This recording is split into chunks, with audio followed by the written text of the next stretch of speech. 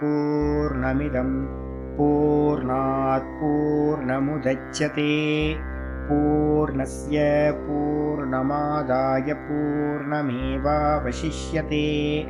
ॐ शान्ति शान्ति शान्तिः। ॐ गुरुर्ब्रह्मा गुरुर्विष्णुर्गुरुर्देवो महेश्वरः गुरुसाक्षात् परं ब्रह्म तस्मै श्रीगुरवे नमः। शङ्करं शङ्कराचार्यं केशवं बादरायणं सूत्रभाष्यकृतौ वन्दे भगवन्तौ पुनः पुनः। ईश्वरो गुरुरात्मेति मूर्तिभेदविभागिने व्योमवद्व्याप्तदेहाय दक्षिणामूर्तये नमः। सदाशिवसमारम्भां शङ्कराचार्यमध्यमाम् अस्मदाचार्यपर्यन्तां वन्दे गुरुपरम्पराम्। ॐ यो ब्रह्माणं विदधाति पूर्वं यो वै वेदांश्च प्रहिणोति तस्मै तं हदेवमात्मबुद्धिप्रकाशं मुमुक्षुर्वै शरणमहं प्रपद्ये। ॐ शान्ति शान्ति शान्तिः। ॐ असतो मा सद्गमय तमसो मा ज्योतिर्गमय मृत्योर्मामृतं गमय। ॐ शान्ति शान्ति शान्तिः।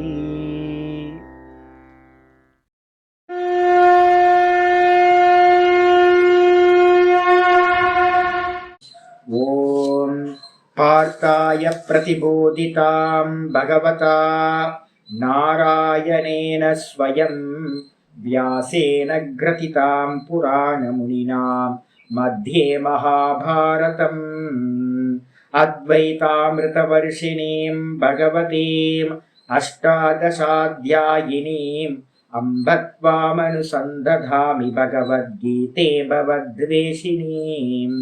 नमोऽस्तु ते व्यासविशालबुद्धे पुल्लारविन्दाय तपत्रनेत्र येन त्वया भारततैलपूर्णः प्रज्वालितो ज्ञानमयप्रदीपः प्रपन्नपारिजाताय स्तोत्रवेत्रैकपाणये ज्ञानमुद्राय कृष्णाय गीतामृतदुहे नमः। सर्वोपनिषदो गावः दोग्धा गोपालनन्दनः पार्थो वत्ससुधीर्भोक्ता दुग्धं गीतामृतं महत्। वसुदेवसुतं देवं कंसचाणूरमर्दनं देवकी परमानन्दं कृष्णं वन्दे जगद्गुरुम्। भीष्मद्रोणतटां जयद्रथजलां गान्धारनीलोत्पलां शल्यग्राहवती कृपेण वहनी कर्णेन वेलाकुलाम् अश्वत्थामविकर्णघोरमखरां दुर्योधनावर्तिनीं सोत्तीर्णा खलु पाण्डवैरननदीं कैवर्तककेशवः पाराशर्यवचः सरोजममलं गीतार्थगन्धोत्कटं नानाख्यानककेसरं हरिकथा सम्बोधनाभूतितम्। लोके सज्जनषट्पदैरहरः पेपीयमानं मुदा भूयाद्भारतपङ्कजं कलिमलं प्रध्वंसिनः श्रेयसे। मूकं करोति वाचालं पङ्गुं लङ्घयते गिरिं यत्कृपातमहं वन्दे परमानन्दमाधवम्। यं ब्रह्मा वरुणेन्द्ररुद्रमरुतः स्तुन्वन्ति दिव्यैस्तवैः वेदैः साङ्गपदक्रमोपनिषदैः गायन्ति यं सामगाः ध्यानावस्थिततद्गतेन मनसा पश्यन्ति यं योगिनः यस्यान्तं न विदुः सुरासुरगणाः। देवाय तस्मै नमः देवाय तस्मै नमः। ॐ श्रीकृष्णाय परमात्मने नमः। श्रीकृष्ण कृष्ण कृष्ण।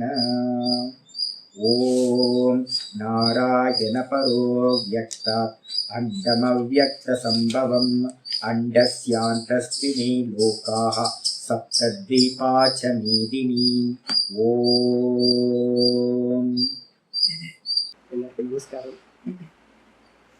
நம்ம பார்த்துக்கிட்டு இருக்கிறது பகவத்கீதையில 4வது சாப்டர். இந்த 4வது சாப்டருக்கு 2 பேர் எப்பவுமே ஞாபகம் வச்சுக்கணும். ஒன்று ஞான கர்ம சந்நியாச யோகம். முக்கியமான அர்த்தம் ஞான யோகம் அப்படின்னு ஒரு முக்கியமான அர்த்தம். இப்ப விஷயம் என்ன அப்படின்னு கேட்டீங்கன்னா, அந்த பிரம்மார்ப்பணம் பிரம்மஹவிகி அப்படின்ற ஸ்லோகம் பார்த்துக்கிட்டு இருக்கோம். இந்த பிரம்மார்ப்பணம் பிரம்மஹவிகி அப்படின்ற ஸ்லோகம் ஒன்னுத்துக்கு மேல வேற ஒன்ன பாக்குற உபாசனையா, இல்ல அப்படின்னா இருக்கிறத இருக்கிற மாதிரி பாக்குற ஞானமா? யதார்த்த தரிசனம் அப்படின்றது ஞானம். யதார்த்த தரிசனம்னா என்னது? கல்லா பார்த்தோம் அப்படின்னா அது ஞானம். அதே கல்ல பாத்தீங்கன்னா விஷ்ணுவா பார்த்தோம் அப்படின்னா அது ஞானம் இல்லை. அது பாத்தீங்கன்னா உபாசனைக்காக ஒன்னுக்கு மேல ஒன்னை ஏற்றி பார்க்கறது, ஆரோப்பம் பண்ணி பார்க்கறது.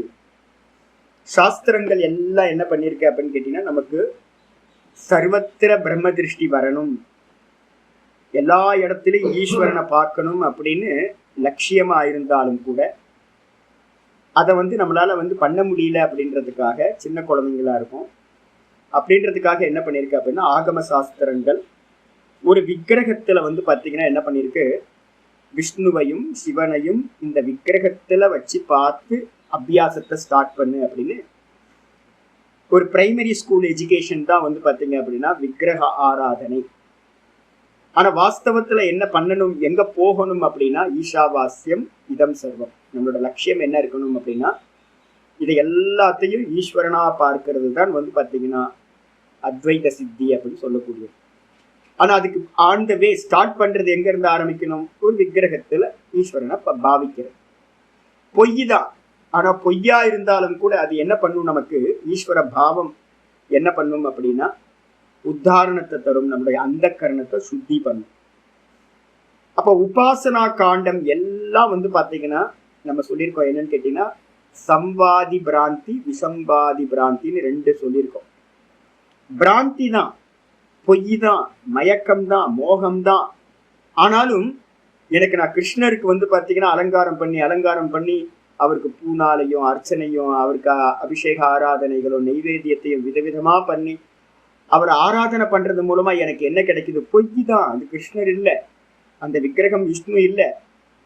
இருந்தாலும் அந்த பொய் பாத்தீங்கன்னா எனக்கு என்ன பண்ணுது அப்படின்னா அந்த கர்ணத்தை பியூரிட்டி பண்ணுது. அதனால பலன் கிடைக்குது. எனக்கு பாத்தீங்கன்னா குரு கிடைக்கிறார், இந்த சாஸ்திரம் கிடைக்குது. மெதுவா அவர் நம்மளை பக்குவப்படுத்தி மோட்சத்தையும் கொடுக்கிறார். அப்ப அதனால பாத்தீங்கன்னா பொய்யான ஞானமா இருந்தாலும் கூட உபாசனை பாத்தீங்க அப்படின்னா சாஸ்திரத்தினால சொல்லப்பட்டதுனால அதுக்கு பலன் உடையது. அதுக்கு பேரு சம்வாதி பிரமம். பிரமதான். ஒரு விக்கிரகத்துல பாக்குறது பிரமதான். இதைதான் ஏத்திஸ்ட் எல்லாம் என்ன பண்றாங்கன்னு கேட்டீங்கன்னா, இன்னையா அவங்க கடவுள் ஈஸ்வரன் உங்க விக்கிரகத்துல இருக்காரு அப்படின்னு இது பண்றாங்க. அவங்களுக்கு அர்த்தமே தெரியல. வேதம் தான் இதெல்லாம் பண்ணி வச்சிருக்குன்னு அவங்களுக்கு தெரியல. பெரியவங்க தான் இதெல்லாம் பண்ணி வச்சிருக்காங்க. எதுக்குன்னா மெச்சூரிட்டிக்காக. அப்ப உபாசனா காண்டம் எல்லாமே இப்படி இருக்கு. இதுக்கு அடுத்த ஸ்டெப் ஞானம் என்ன பண்ணுது அப்படின்னு கேட்டீங்கன்னா, நம்ம இந்த உலகத்தை எதெல்லாம் பார்க்கிறோமோ இது எல்லாம் பாத்தீங்கன்னா வெறும் நாம ரூப ஜெகத்.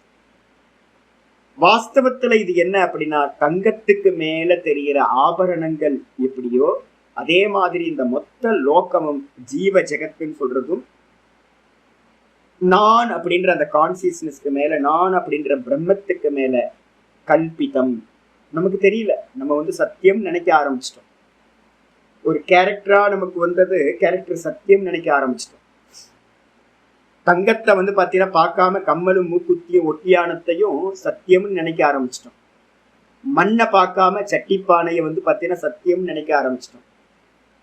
சினிமாக்குள்ளார போய் உட்கார்றோம். உட்கார்ந்து பாத்தீங்கன்னா நம்ம தான் போனோம். ஸ்கிரீன்ல ஒன்றும் இல்லை, ஓப்பனா தான் இருந்துச்சு, பிளைனா இருந்துச்சு. அதுக்கப்புறம் ஃபிலிம் ஓட ஆரம்பிச்சதுக்கப்புறம் அந்த ஃபிலிம்ல இருக்க கேரக்டர் எல்லாத்தையும் சத்தியம் நினைக்க ஆரம்பிச்சிட்டோம். அது சந்தோஷப்பட்ட நம்ம சந்தோஷப்படுறோம். அங்க ஏதாவது துக்கம் நடந்துச்சுன்னா நம்மளும் துக்கப்படுறோம். அப்போ இதே புத்தி தான் நமக்கு இந்த உலகத்திலையும் வந்திருக்கு. நம்ம தான் தெரியும், ஆனா விவேகம் இல்லை. விவேகம் இல்லாம நம்ம என்ன பண்ணிட்டோம், ஆரோப்பம் பண்ணிருக்கிற நாமரூபங்களை சத்தியம் நினைக்க ஆரம்பிச்சிட்டோம். தூக்கத்துல இது எதுவுமே இல்லை, டீப் ஸ்லீப்ல இந்த உலகம் இல்லை, நான் அப்படின்ற இந்த பரமஹம்சானந்தான்ற இந்த தேகாதிகளும் இல்லை. திரும்ப இன்னைக்கு நைட்டு போகும்போதும் இருக்காது. இப்போ நடுவுல மட்டும் மத்திய பாகத்துல மட்டும் பாத்தீங்கன்னா இது தெரியுது. ஆதவந்தேச்ச என்னாஸ்தி வர்த்தமானேபி தத்ததா மாண்டிய காரிக்கால சொல்ற. எது ஆதியிலையும் இல்லாம, எது அந்தத்திலும் இல்லாம, முடிவிலையும் இல்லாம, எது மத்தியம அவஸ்தையில மட்டும் தெரியுதோ அது இல்லாமைக்கு சமானம். காணல் ஜலம் பாத்தீங்கன்னா காலையில இல்லை, திரும்ப ஈவினிங்லயும் இல்லை. அப்ப நடுவுல பாத்தீங்கன்னா உச்சி வெயில்ல 1 மணிக்கு தெரியுது காணல் ஜலம். அப்ப அந்த காணல் ஜலம் உண்மையா பொய்யா அப்படின்னா ஆதியிலையும் இல்லை அந்தத்திலையும் இல்லை, அப்ப மத்தியத்துல தெரியுது. அப்ப அது பொய்.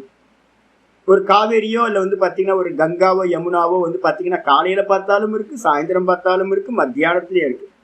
அப்ப கண்டிப்பா அது காணல் ஜலம் இல்லை, அது வாஸ்தவத்தில் நதி. அப்ப 3 காலத்திலையும் எது இருக்கோ அதுதான் வாஸ்தவம், சத்தியம். திரிகால அபாதித்துவம் சத்தியம் லட்சணம் சொல்லுது.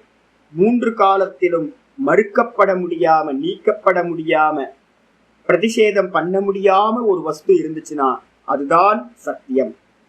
யார் இருக்கா? நான் இருக்கேன். நேத்து பாத்தீங்கன்னா நான் தான் கத்திரிக்காய் சாம்பார் சாப்பிட்டேன், நேத்து நான் தான் சொப்பனத்தை பார்த்தேன், நேத்து நான் தான் நல்லா தூங்கினேன், இப்ப காலையில எந்திரிச்சு நான் தான் உங்களுக்கு பாடம் எடுத்துட்டு இருக்கேன்.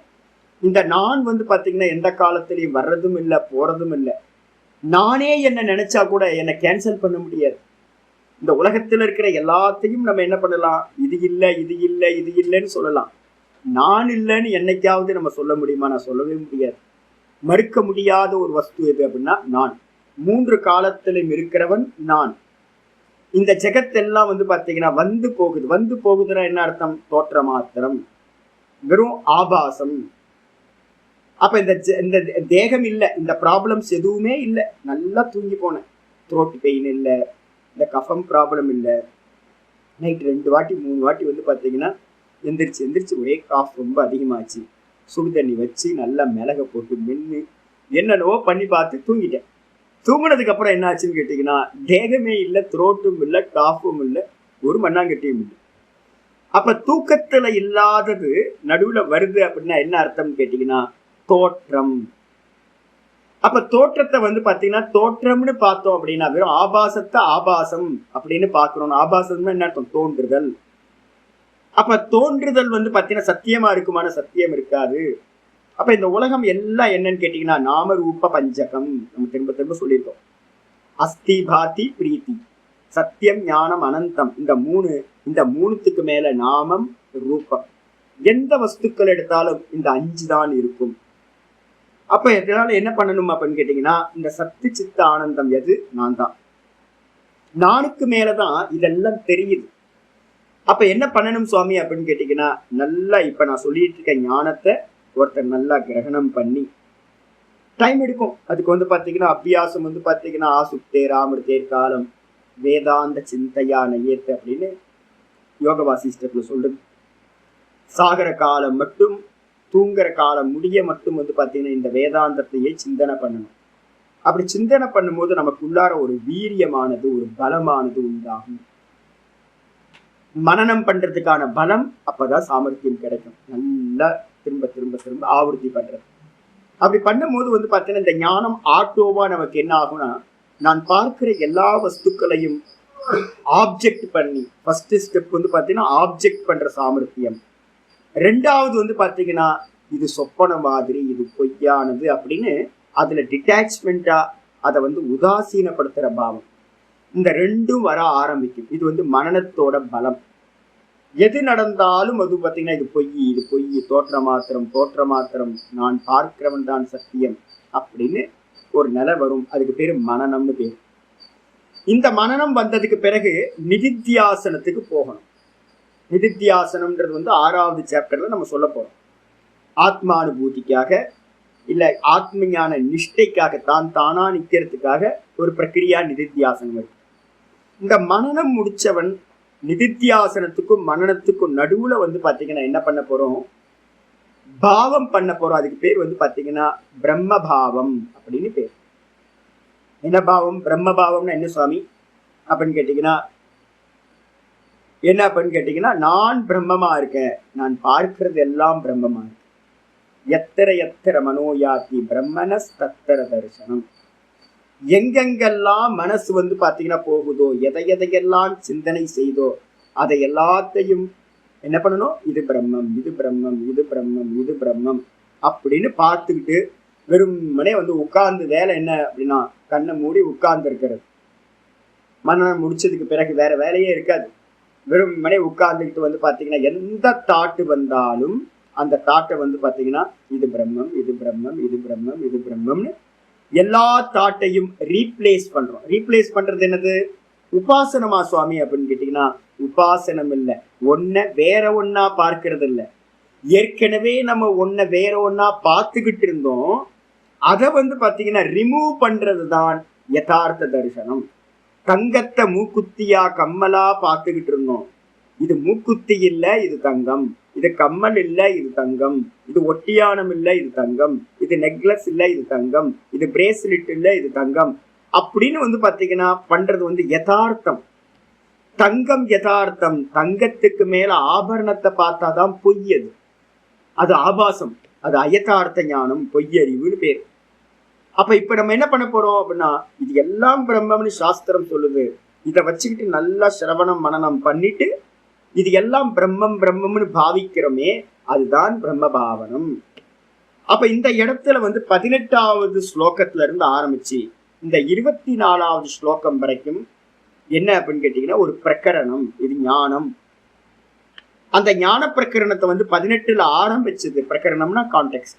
அதை ஆரம்பிச்சு இந்த 24வது ஸ்லோகத்துல கம்ப்ளீட் பண்றாரு.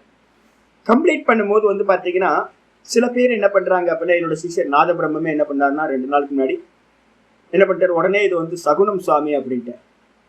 அப்போ கொஞ்சம் அவேர்னஸ், நல்ல சாஸ்திரம் கூடயே இருந்து படிக்கும் போது கூட ஒரு என்ன ஆகுதுன்னு கேட்டீங்கன்னா சில ஸ்லோகங்களை நம்ம தப்பா எடுத்திருக்கிற வாய்ப்பு இருக்கு. என்ன பண்ணிட்டோம் அப்படின்னா இது வந்து ஒன்னுத்த வேற ஒன்னா பாக்குறோம்னு வச்சுங்களேன். பிரம்மார்ப்பணம் பிரம்ம ஹவிஹி. அர்ப்பணம் பண்ணக்கூடிய அந்த பாத்திரம், அந்த ஸ்பூனுக்கு வந்து பாத்தீங்கன்னா சிறு பாத்திரம்னு பேரு, ஜுகு பாத்திரம்னு பேரு. அப்ப ஆகுதி கொடுக்கறதுக்கு யூஸ் பண்ற அந்த ஸ்பூன், ஆகுதி கொடுக்கறதுக்கான அந்த கரண்டி, அது அர்ப்பணம். அதை வந்து பாத்தீங்கன்னா அது பிரம்மம். அதுக்கப்புறம் அர்ப்பணம் கொடுக்கறமே ஹவிசு, அந்த ஹவிசும் ஆஜ்யம் சொல்லக்கூடிய நெய்யும் பிரம்மம். அதுக்கப்புறம் வந்து பாத்தீங்கன்னா பிரம்ம அர்ப்பணம் பிரம்ம ஹவிகி பிரம்மாக்னவ், அந்த அக்னியும் வந்து பாத்தீங்கன்னா பிரம்மம். 3ஆச்சு. அதுக்கப்புறம் அந்த பிரம்மத்துக்கு மேல நம்ம பண்ற கர்மா இருக்கே, ஹவன கர்மா, ஆகுதி கொடுக்குறோம்ல, அந்த கர்மா வந்து பாத்தீங்கன்னா பிரம்ம கர்மம். அதனால அடையிறமே அந்த சமாதி மூலமா எதை நம்ம அடையிறோம் அப்படின்னு கேட்டீங்கன்னா அந்த பிரம்மத்தையே அடையிறோம், அதுதான் பலன் அப்படின்னு வந்து பாத்தீங்கன்னா பார்க்கணும் அப்படின்னு சொல்லியிருக்கு. சொன்ன மாத்திரத்துல உடனே பூர்வ பட்சிகளுக்கு யாருக்கு அப்படின்னு கேட்டீங்கன்னா பூர்வ காண்டிக்கு ஒரு சந்தேகம் வருது. என்ன சந்தேகம் அப்படின்னா, எப்படி நம்ம வந்து பாத்தீங்க அப்படின்னா விஷ்ணுவின் இடத்துல இந்த சால கிராமத்தை வந்து விஷ்ணுக்கு மேல ஏத்தி பாக்குறோமோ, ஒரு பானலிங்கத்துக்கு மேல ஒரு சிவனை ஏத்தி பாக்குறோமோ, ஒரு விக்கிரகத்தை வந்து பாத்தீங்கன்னா நம்ம தான் ஆர்டர் கொடுத்தோம். நந்திக்கு மேல வந்து பாத்தீங்கன்னா ஒரு ஆர்டர், சமீபத்துல நான் ஒரு ஆர்டர் கொடுத்தேன். ஆனா அவன் என்ன பண்றான், செதுக்கும் போது என்ன பண்றான், நந்திக்கு மேல ஏறி நின்றுட்டு டம்மு டம்மு டம்மு டம்னு அடிச்சுட்டு இருக்கான். நான் தான் பார்த்தேன், இதான் சுவாமி உங்களோட கல்லு, இந்த கல்ல தான் நந்தி பண்ண போறேன்னு சொன்னான். ஓகே சரி, நல்லா இருக்கு, கல்லு நல்லா இருக்குன்னு தடவி பார்த்து ஒரு நமஸ்காரம் பண்ணிட்டு, கல்லுல மூர்த்தியே வரல, ஒரு நமஸ்காரம் பண்ணிட்டு நல்லா பண்ணுங்கன்னு சொல்லிட்டு வந்துட்டேன். அதுக்கப்புறம் 4 நாள் கழிச்சு போய் பார்க்குறேன், அந்த கல்லில் இருக்கிறது எல்லாத்தையும் எடுத்துட்டு வெறும் விக்கிரகம் இருக்கு, பாதி விக்கிரகம். அப்பவும் போய் பார்த்தேன், 2 வாட்டி 3 வாட்டி போய் பார்க்குறேன்.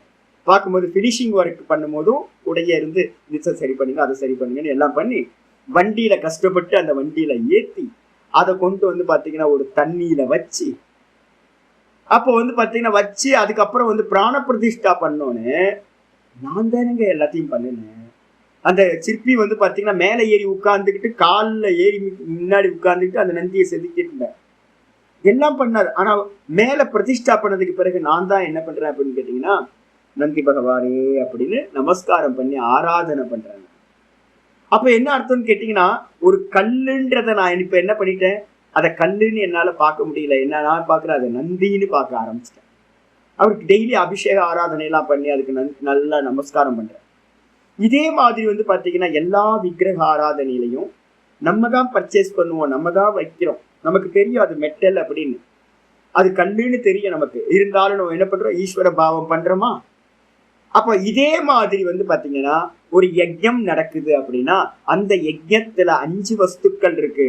இந்த 5 வஸ்துக்கள்லயும் வந்து பாத்தீங்கன்னா பிரம்ம திருஷ்டி பண்ணணும், இது ஒரு உபாசனம் அப்படின்னு வந்து பாத்தீங்கன்னா யாரு சொல்றா அப்படின்னா பூர்வ பக்ஷியா இருக்கிறவன், கர்மகாண்டியா இருக்கிறவன் சொல்றான். சொன்ன மாத்திரத்துல ஆச்சாரியர் என்ன பண்றாரு அப்படின்னு கேட்டீங்கன்னா, இல்லப்பா இந்த பிரகரணம் வந்து பாத்தீங்கன்னா அதுக்கான பிரகரணம் கான்டெக்ஸ்ட் வந்து அந்த கான்டெக்ஸ்ட் இல்லை. எந்த கான்டெக்ஸ்ட்ல எதை எடுக்கணும் இருக்கு. ஞானத்தோட பிரகரணம் கான்டெக்ஸ்ட் போச்சுன்னா அதை ஞானமா எடுக்கணும். 7வது சாப்டர்ல இருந்து 12வது சாப்டர் வரைக்கும் தான் இந்த உபாசனா காண்டம்னு ஒண்ணு வரப்போகுது. அதனால இப்ப போயிட்டு இருக்கிறது ஞான காண்டம்.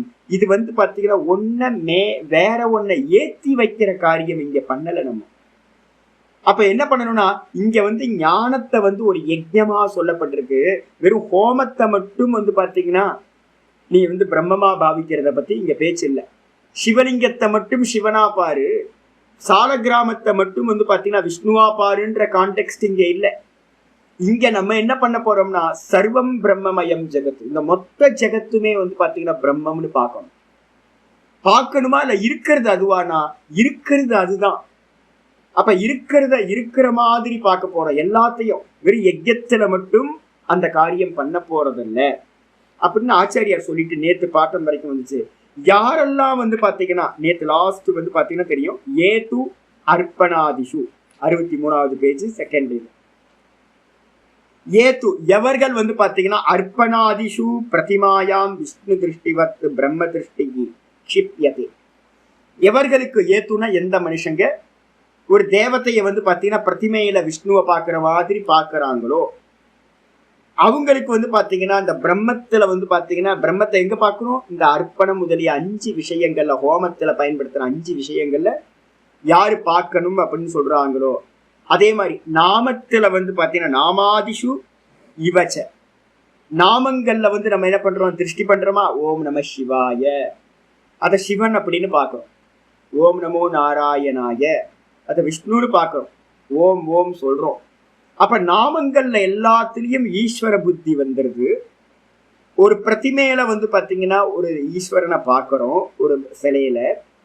இது மாதிரி பிரம்மார்ப்பணம்னு யாராவது மீனிங் எடுத்தாங்கன்னா ந தேஷாம் பிரம்ம வித்யா, ரொம்ப கிளியரா சொல்லியிருக்கு, ந தேஷாம் பிரம்ம வித்யா உக்தா, அவர்களுக்கு வந்து பாத்தீங்கன்னா பிரம்ம வித்யா சொல்லப்படவில்லை. அப்ப யாராவது ரோட்ல வந்து பாத்தீங்க அப்படின்னா திருவண்ணாமலையில வந்து பாத்தீங்கன்னா ஆராதனைகள் நல்லா போயிட்டு இருக்கு, எல்லா இடத்துலயும் போயிட்டு இருக்கு. அப்ப எல்லா இடத்துலயும் ஆராதனைகள் போகுது அப்படின்னா நீ வந்து பாத்தீங்கன்னா இந்த விக்கிரக ஆராதனை தப்பு, இது பொய் அப்படின்னு அங்க போய் சொல்லக்கூடாது. ந புத்தி பேதம் ஜனயே அஜ்ஞானாம் கர்ம சங்கினாம், ஏற்கனவே முன்னாடியே பார்த்துட்டோம்.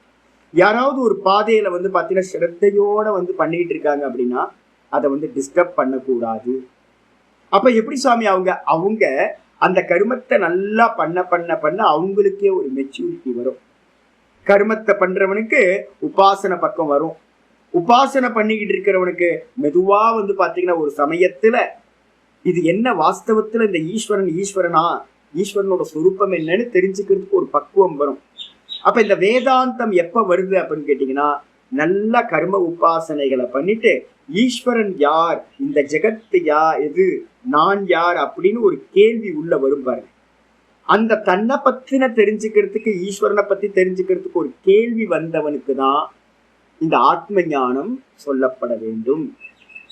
அதே நேரத்துல வெளியில வந்து பாத்தீங்கன்னா ஒரு நல்ல ஆராதனை பண்றவங்கள்ட்ட வந்து பாத்தீங்கன்னா நல்லா பண்ணுங்க ஜி, இன்னும் நல்லா பண்ணுங்க அப்படிதான் சொல்லணும். முடிய இது தப்பு, இது பொய் அப்படிலாம் சொல்லக்கூடாது. அப்ப என்ன பண்ணணும் அப்படின்னு கேட்டீங்கன்னா, ஜி இதை வந்து என்ன பண்ணுங்க அப்படின்னா இது வரைக்கும் காமியமா பண்ணீங்க, இப்ப என்ன பண்ணுங்க, நிஷ்காமியமா ஈஸ்வரனை பூஜை பண்ணுங்கன்னு தான் சொல்லணும். முடிய நீங்க அதை பிரேக் பண்ணினீங்கன்னா அவனுக்கு வந்து என்ன ஆகாது, சித்த சுத்தியோ அது மூலமா கிடைக்கிற பிரயோஜனங்கள் எதுவும் கிடைக்காம போயிடும். அப்ப அதான் ஆச்சாரியர் சொல்றாரு, எவனுக்காவது அந்த திருஷ்டி வந்து பாத்தீங்க அப்படின்னா ஒண்ணுத்துக்கு மேல ஒன்னை ஏத்தி வைக்கிற திருஷ்டி ஒருத்தனுக்கு இருக்கு அப்படின்னா அவர்களுக்கு வந்து பாத்தீங்கன்னா இந்த பிரம்ம வித்யா சொல்லப்படவில்லை. இக விவக்ஷிதாசியாது, இங்க வந்து பாத்தீங்கன்னா அவங்களுக்கு பிரம்ம வித்யாவை சொல்றதுக்கு விருப்பம் இல்லை. அர்ப்பணாதிஷு விஷயத்வாத் ஞானசிய, ஏன் அப்படின்னு கேட்டீங்கன்னா இந்த கர்மகாண்டிகளா இருக்கட்டும் யாரா இருந்தாலும் என்ன பண்ணுவாங்க அப்படின்னு கேட்டீங்கன்னா எப்பவுமே கருமிகளா இருக்கிறவங்க ஒரு ஆத்மாவை கூட ஒரு பிரம்மத்தை கூட ஒரு ஞானத்தை கூட என்ன பண்ணுவாங்க அப்படின்னா கருமமா ஆக்குறதுக்கு முயற்சி பண்ணுவாங்க. நான் நார்த் இந்தியால இருந்து பார்த்துக்கிட்டு இருக்கேன். என்ன பண்ணுவாங்க அப்படின்னா இப்போ உட்காந்து நம்ம காமா படிக்கிறோம்ல, இங்க ஏதாவது திரவியத்துக்கு தேவை இருக்கா, ஆர்ப்பாட்டம் ஆடம்பரத்துக்கு ஏதாவது தேவை இருக்கா அப்படின்னா எதுவும் இல்லை. நம்ம பாட்டுக்கு ஒரு இப்போ ஆன்லைனா இருக்கிறதுனால ஒரு போனோ இல்லை வந்து ஒரு லேப்டாப்போ வச்சுக்கிட்டு பாடத்தை நம்ம கேட்டுக்கிட்டு இருக்கோம். வேற திரவிய வந்து பாத்தீங்கன்னா தேவையே இல்லை, எந்த ஆடம்பரமும் இல்லை. நம்ம பாட்டுக்கு இந்த ஆத்ம ஞானத்தை வந்து விசாரம் பண்ணிக்கிட்டு இருக்கோம். ஆனா வந்து பாத்தீங்கன்னா எனக்கு இதுக்குள்ளார வந்து பாத்தீங்கன்னா எனக்கு இதை பணமா பண்ணணும்னு ஆசை இருந்துச்சுன்னு சொன்னேன். நான் என்ன பண்ணுவேன் அப்படின்னு கேட்டீங்கன்னா ஒரு பேனர் போட்டு ஒரு ஹால் புக் பண்ணி, ஒரு ஏசி ஹால் புக் பண்ணி எல்லாத்துக்கும் வந்து பாத்தீங்கன்னா ஒரு இந்த ஞான யஜ்யம் 7 days நடக்க போது இதுக்கு வந்து பாத்தீங்கன்னா இவ்வளவு அமௌண்ட் அப்படின்னு எல்லாத்துக்கும் பிக்ஸ் பண்ணி இதையே நான் என்ன பண்ணுவேன்னு கேட்டீங்கன்னா ஒரு கருமமா மாற்ற முடியும். அப்ப கரும சிந்தனை இருக்கிறவன் என்ன பண்ணுவான்னா ஞானத்தை கூட வந்து பாத்தீங்கன்னா ஒரு கருமமா மாத்திடுவான். அதுல இருந்து ஏதாவது லாபம் சம்பாதிக்க முடியுமான்னு பார்ப்பான். ஏன்ட்ட வந்து பாத்தீங்கன்னா ஒரு சிஷ்யர் இருந்தார், நல்ல உபாசகர், தேவதா ஆராதனை பண்றவர். அவருக்கு என்ன அப்படின்னா இந்த பிரம்மத்தை பத்தி பேசும்போதெல்லாம் அவர் என்ன பண்ணுவாருன்னா அது இருக்கு சுவாமி அப்படின்ட்டு எப்ப பார்த்தாலும் வந்து பாத்தீங்கன்னா விக்கிரக ஆராதனையிலேயே பிடிச்சிக்கிட்டு இருப்பார். அப்போ என்ன அர்த்தம்னு கேட்டீங்கன்னா people see what they want see, யார் யார் மனசுக்குள்ளார எதை எதை சிந்தனை பண்றானோ அதை தான் வெளியில பார்க்கிறான். அப்ப வந்து பாத்தீங்கன்னா ஒருத்தர் வந்து பாத்தீங்கன்னா விக்கிரக ஆராதனை பண்றவர் இந்த ஞானத்தையும் கூட என்ன பண்ணுவார் அப்படின்னு கேட்டீங்கன்னா ஒரு விக்கிரகமா ஆப்ஜெக்டா பாக்குறதுக்கு தான் அவங்களுக்கு விருப்பம் இருக்கு. கர்மகாண்டிகள் எப்பவுமே என்ன பண்ணுவாங்க அப்படின்னு கேட்டீங்கன்னா கர்மத்தையும் கூட வந்து இந்த ஞானத்தையும் கூட கர்மமா ஆக்கிடுறாங்க. இப்ப சமீபத்துல நடந்துகிட்டு இருக்கிறது பிரம்மசூத்திரத்துல ஒரு அதிகரணம் இருக்கு, பாரிப்ளவாதிகரணம்னு ஒரு அதிகரணம் இருக்கு. ஒரு அதிகரணோட ஒரு டாபிக் இருக்கு. அதுல என்ன சொல்லுது அப்படின்னு கேட்டீங்கன்னா எவ்வித காரணத்தை கொண்டும் இந்த ஞான விஷயத்தை வந்து பாத்தீங்கன்னா வேற எந்த கர்மத்திலையும் யூஸ் பண்ணக்கூடாது அப்படின்னு சொல்லியிருக்கு. எங்கேயாவது வந்து பாத்தீங்கன்னா ஒரு கும்பாபிஷேகம் நடந்துகிட்டு இருக்கு, இல்லை வந்து பாத்தீங்கன்னா வேற ஏதோ கர்மகாண்டம் நடந்துகிட்டு இருக்குன்னு வச்சுக்கோங்க. அந்த கர்மகாண்டத்துல வந்து பாத்தீங்கன்னா உபனிஷதங்களையோ இந்த பகவத்கீதையோ பாராயணம் பண்ணக்கூடாது. இந்த உபனிஷதங்கள்ல சொல்லப்பட்ட கதைகளை கூட அந்த இடத்துல சொல்லக்கூடாது அப்படின்னு ஒரு நியமம் வச்சிருக்கு. ஒரு 6 நாள் யாகம் இருக்குன்னு வச்சுங்க, ஒரு யாகம் நடக்குது அப்படின்னா 6 நாள் யாகம் மினிமம். அந்த 6 நாள் யாகத்துல வந்து பாத்தீங்கன்னா கும்பாபிஷேகமே 2-3 நாள் பண்ணும் போது கூட எங்கேயா போய் பாத்தீங்கன்னா தெரியும். என்ன பண்ணுவாங்கன்னு கேட்டீங்கன்னா ஈவினிங் டைம்ல வந்து பாத்தீங்கன்னா ஒரு கதா சொல்லுவாங்க. எப்பவுமே காலையில எல்லாம் கர்மம் நடக்கும், அந்த கர்மம் ரிச்சுவல்லா ஹோமங்கள்லாம் நடந்து முடிஞ்சு ஈவினிங்ல வந்து பாத்தீங்கன்னா என்ன பண்ணுவாங்க, யாரையாவது ஒரு பெரியவங்களை கூப்பிட்டு கதா காலட்சேபம் பண்ணுங்க அப்படின்னு சொல்லுவாங்க. சத் சங்கம் நடக்கும், சாதுக்களை வச்சு சத் சங்கம் பண்ணுவாங்க. இந்த இடத்துல அப்ப அந்த சத் சங்கம் அந்த கதா காலட்சேபம் எதுக்கு அங்கம் அப்படின்னா காலையில எல்லாம் நடக்குது இல்லை அந்த யாகங்கள், அதோட அங்கம்னா அதுல ஒரு பார்ட்டா வந்து பாத்தீங்கன்னா சத் சங்கமும் இருக்கும். அந்த இடத்துல கூட வந்து பாத்தீங்க அப்படின்னா நீங்க மைத்ரேயி யாக்ஞவல்யரை பத்தியோ சத்தியகாமனை பத்தியோ ஸ்வேதகேதுவை பத்தியோ அதே நேரத்துல நச்சிகேதஸை பத்தியோ அந்த இடத்துல பேசக்கூடாது, கதை கூட சொல்லக்கூடாதுன்னு சொல்லி. அப்ப என்ன அர்த்தம் சுவாமி அப்படின்னு கேட்டீங்கன்னா ஞானத்தை கர்மத்துல என்ன பண்ணக்கூடாது, யூஸ் பண்ணக்கூடாது, ஒரு கதையே சொல்லக்கூடாது. ஆனா இப்ப என்ன ஆயிருக்கு அப்படின்னு கேட்டீங்கன்னா இந்த உபனிஷத்து பாராயணம் எங்க நடக்குது தெரியுங்களா? இப்ப எல்லா கர்மகாண்டங்கள்லயும் ஸ்பெஷலா ஒரு 5 பேரை போட்டு உபனிஷத்து பாராயணமும் பண்ண வச்சுட்டாங்க. அப்ப என்ன அர்த்தம் அப்படின்னு கேட்டா உபனிஷத்து வந்து பாராயணத்துக்காக இல்ல, உபனிஷத்து வந்து பாத்தீங்கன்னா ஒரு இடத்துல உட்கார்ந்து இப்ப நம்மள மாதிரி உட்கார்ந்து பதம் பதமா விசாரம் பண்ணணும், இது ஞானத்துக்கானது. இப்ப என்ன ஆயிப்போச்சு, வேத பாராயணம் பண்ணலாம் கர்மத்துல, சதுர்வேத பாராயணம் எல்லா இடத்துலயும் நடக்கும், கரெக்ட். ஆனா இப்ப என்ன பண்ணிட்டாங்க அப்படின்னு கேட்டீங்கன்னா அடுத்த லெவல் போயாச்சு, உபனிஷதங்களையும் பாராயணம் பண்றதுன்ற லெவலுக்கு வந்தாச்சு. அது தப்பா அப்படின்னு கேட்டா பெரிய தப்பு.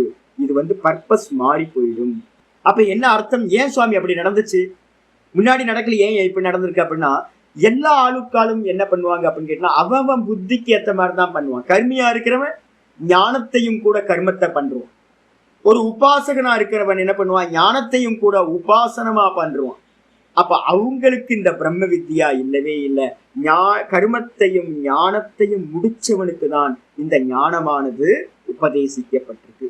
ஆச்சாரிய சொன்னதுக்கு பிறகு நச்ச திருஷ்டி சம்பாதேன ஞானேன மோட்ச பலம் பிராப்தியது. ரொம்ப முக்கியமான இது. ஒன்ன வேற ஒன்னா பார்க்கறதுக்கு பேரு திருஷ்டின்னு பேரு. இந்த சிவலிங்கத்துல பாத்தீங்கன்னா நான் என்ன பண்றேன், ஈஸ்வரனை பாக்குறேன், சிவனை பாக்குறேன், சால கிராமத்துல விஷ்ணுவை பாக்குறேன். இதனால மோட்ச பலன் கிடைக்குமா சுவாமி அப்படின்னா அது பிரம்ம ஞானம், அது மோட்சம் கிடைக்காது. அப்ப திருஷ்டி பண்றேன், நான் பார்க்கிறேன். அப்ப ஈஸ்வர பாவம் பண்றதெல்லாம் நம்ம பண்றோமே, இது எல்லாம் என்னது, டெய்லி நான் பண்றேன். காலையில் எந்திரிச்ச மாத்திரத்துல கதவை திறந்து முதல் வேலை என்ன அப்படின்னு கேட்டீங்கன்னா மலையை பார்த்து ஒரு நமஸ்காரம் பண்ணி, பகவானே அப்படின்னு நான் நமஸ்காரம் பண்றேன். மலையே எனக்கு சிவனா இருக்கு. சரி, அதனால ஏதாவது லாபம் கிடைக்குமா சுவாமி அப்படின்னா என்னுடைய அந்தக்கரணம் பியூரிஃபை ஆகுது, இதெல்லாம் நடக்குது. ஆனா மோட்சம் கிடைக்குமான்னு கேட்டீங்கன்னா மோட்சம் கிடைக்காது. ஏன்னா மலையை மலையா தானே பார்க்கணும். மலையை சிவனா பார்த்தேன் அப்படின்னா அது எப்படி போய் சத்தியமாகும், அது உண்மையா இருக்குமா? இருக்காது. அப்ப எதுக்காக சுவாமி நீங்க ஏன் பண்றீங்க அப்படின்னா, நான் தலையிலேயே குட்டிக்கிற ஒவ்வொரு முறையும் பகவானை பாத்தீங்கன்னா இப்ப கிளாஸ் முடிஞ்சோன்னு போய் கோபுரத்தை நமஸ்காரம் பண்ணுவேன், பூதநாராயணை போய் நமஸ்காரம் பண்ணுவேன், ஆஞ்சநேயரை நமஸ்காரம் பண்றேன், கோயில பாத்தீங்கன்னா ஒரு நல்ல பிரதட்சிணம் வந்துடுறேன். இதெல்லாம் எதுக்கு சுவாமி அப்படின்னு கேட்டீங்கன்னா, பகவானே பகவானே எனக்கு என்னன்னா எல்லா இடத்துலயும் நீ தான் இருக்க, ஆனா எனக்கு எல்லா இடத்துலயும் நீ தெரிய மாட்டேன்ற நாமரூபம் தான் தெரியுது. பகவானே எனக்கு அனுகிரகம் பண்ணு, அனுகிரகம் பண்ணுன்னு நீதான் நானா இருக்க, நானா நீதான் இருக்கேன்னு தெரியாமையே நான் பாத்தீங்கன்னா பேதம் பண்ணிக்கிட்டு இருக்கேன்.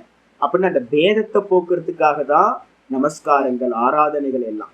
வேற ஏதாவது பிசினஸ் இருக்கான, வேற எந்த பிசினஸும் அவரோட இல்லவே இல்லை. அப்ப யாரெல்லாம் பாத்தீங்கன்னா ஞானத்தை அடையிறாங்களோ அவங்க என்ன பண்றாங்க அப்படின்னா இருக்கிறதா பார்க்கறது சமயக்கு தரிசனம்னு பேர். இருக்கிறத வேற ஒன்னா பார்க்கறதுனால மோட்சம் கிடைக்காது. அப்ப ஈஸ்வரனை பக்தி பண்றதுனால என்ன கிடைக்கும்? உச்சபட்சமா பாத்தீங்கன்னா பிரம்மலோகத்துக்கு போலாம், கைலாயம், வைகுண்டம் அப்படிதான் போலாம் முடிய. ஆனா பாத்தீங்கன்னா மோட்சம் கிடைக்காது. மோட்சம் என்னதுன்னா இருக்கிற மாதிரி பார்க்கறது. எது இருக்கு? இது எல்லாம் பிரம்மமா இருக்கு, இதான் சத்தியம், இதான் வாஸ்தவம். இது எல்லாம் பிரம்மமா இருக்குன்றது ஞானம். இந்த மலை சிவபெருமானா இருக்காருன்னு பாக்குறது பிரம்ம ஞானம் இல்லை, அது பிரம்ம ஞானம். இவ்வளவுதான். அப்ப ஒரு பிரம்ம ஞானத்தினால மோட்சம் சம்பாதிக்க முடியாது சொல்லியாச்சு. அது மட்டும் பிரம்மைவ தேன கந்தவ்யம். மந்திரத்துல பாத்தீங்க அப்படின்னா பலன் சொல்லப்பட்டிருக்கு. என்ன சொல்லப்பட்டிருக்கு? பிரம்மார்ப்பணம் பிரம்மஹவி பிரம்மாக்னோ பிரம்மனாகுதம் பிரம்மைவ தேன கந்தவ்யம். பலன் என்னப்பா அப்படின்னு கேட்டீங்கன்னா, சர்வத்தையும் பிரம்மம் பிரம்மம் பிரம்மம்னு நீங்க பாக்குறதுனால என்ன கிடைக்கும்? அந்த பிரம்மமே பாத்தீங்கன்னா பிராப்தி ஆகும். அப்ப சர்வத்திலையும் பிரம்மத்தை பாக்குறது, அதனால பிரம்மம் கிடைக்கும் அப்படின்னு சொல்லப்பட்டிருக்கு. அப்ப பிரம்மம் பாத்தீங்கன்னா எதனால கிடைக்கும் அப்படின்னா ஞானாதேவத்து கைவல்யம். மோட்சம் எப்ப கிடைக்கும்? ஞானத்தினால. எந்த ஞானத்தினால? யதார்த்த ஞானத்தினால. அப்போ இங்க பாத்தீங்கன்னா இங்க சொல்ல ஸ்லோகம் பாத்தீங்கன்னா ஒன்ன வேற ஒன்னா பாக்குற உபாசனை இங்க இல்ல, இருக்கிற மாதிரி பாக்குற ஞானம், அதுதான் பிரம்ம ஞானம். அதனாலதான் மோட்சம் கிடைக்கும் அப்படின்னு சொல்லப்பட்டிருக்கு. அது மட்டும் இல்ல, விருத்தம் ச சமயக் தரிசனம் அந்தரேன மோட்ச பலம் பிராப்தியதை. எல்லா சாஸ்திரங்களும் என்ன சொல்லுது அப்படின்னு கேட்டீங்கன்னா, இருக்கிற மாதிரி பார்க்கணும். இங்க இருக்கிறது எல்லாம் பிரம்மம் மட்டும்தான் இருக்கு, வெறும் கான்சியஸ்னஸ் மட்டும்தான். இதுக்கு அந்நியமா இருக்கிறதெல்லாம் பொய் அப்படின்னு பாக்குற ஞானத்தினாலதான் ஞானாதேவத்து கைவல்யம். ஞானத்தினாலதான் கைவல்யம் கிடைக்கும். ரிதே ஞானாத்தின மோக்ஷா, ரிதே ஞானாத் மோக்ஷா. ஞானம் இல்லாமல் மோட்சம் கிடைக்காது அப்படின்னு எல்லா சாஸ்திரங்களும் சொல்லுது, மோட்ச சாஸ்திரங்கள். அப்படி இருக்கும்போது வேற ஒன்னா பார்க்கறதுனால மோட்சம் கிடைக்கும்னு கர்மகாண்டி எவனாவது சொன்னான் அப்படின்னா அது விரோதம் சொல்லியாச்சு. அதுக்கப்புறம் பிரகிருத விரோதகச்ச. அது மட்டும் இல்லாம ஒரு பிரகரணம் கான்டெக்ஸ்ட் போயிட்டு இருக்குன்னு வச்சுங்களேன், அந்த கான்டெக்ஸ்ட்ல என்ன மீனிங் எடுக்கணுமோ அந்த மீனிங் எடுக்கணும். முக்கியமா ஒரு சப்தம் இருக்கு, என்னன்னா சைந்தவம் அப்படின்னு ஒரு பேர் இருக்கு. சம்ஸ்கிருதத்துல சைந்தவம் அப்படின்னு ஒரு பேர்.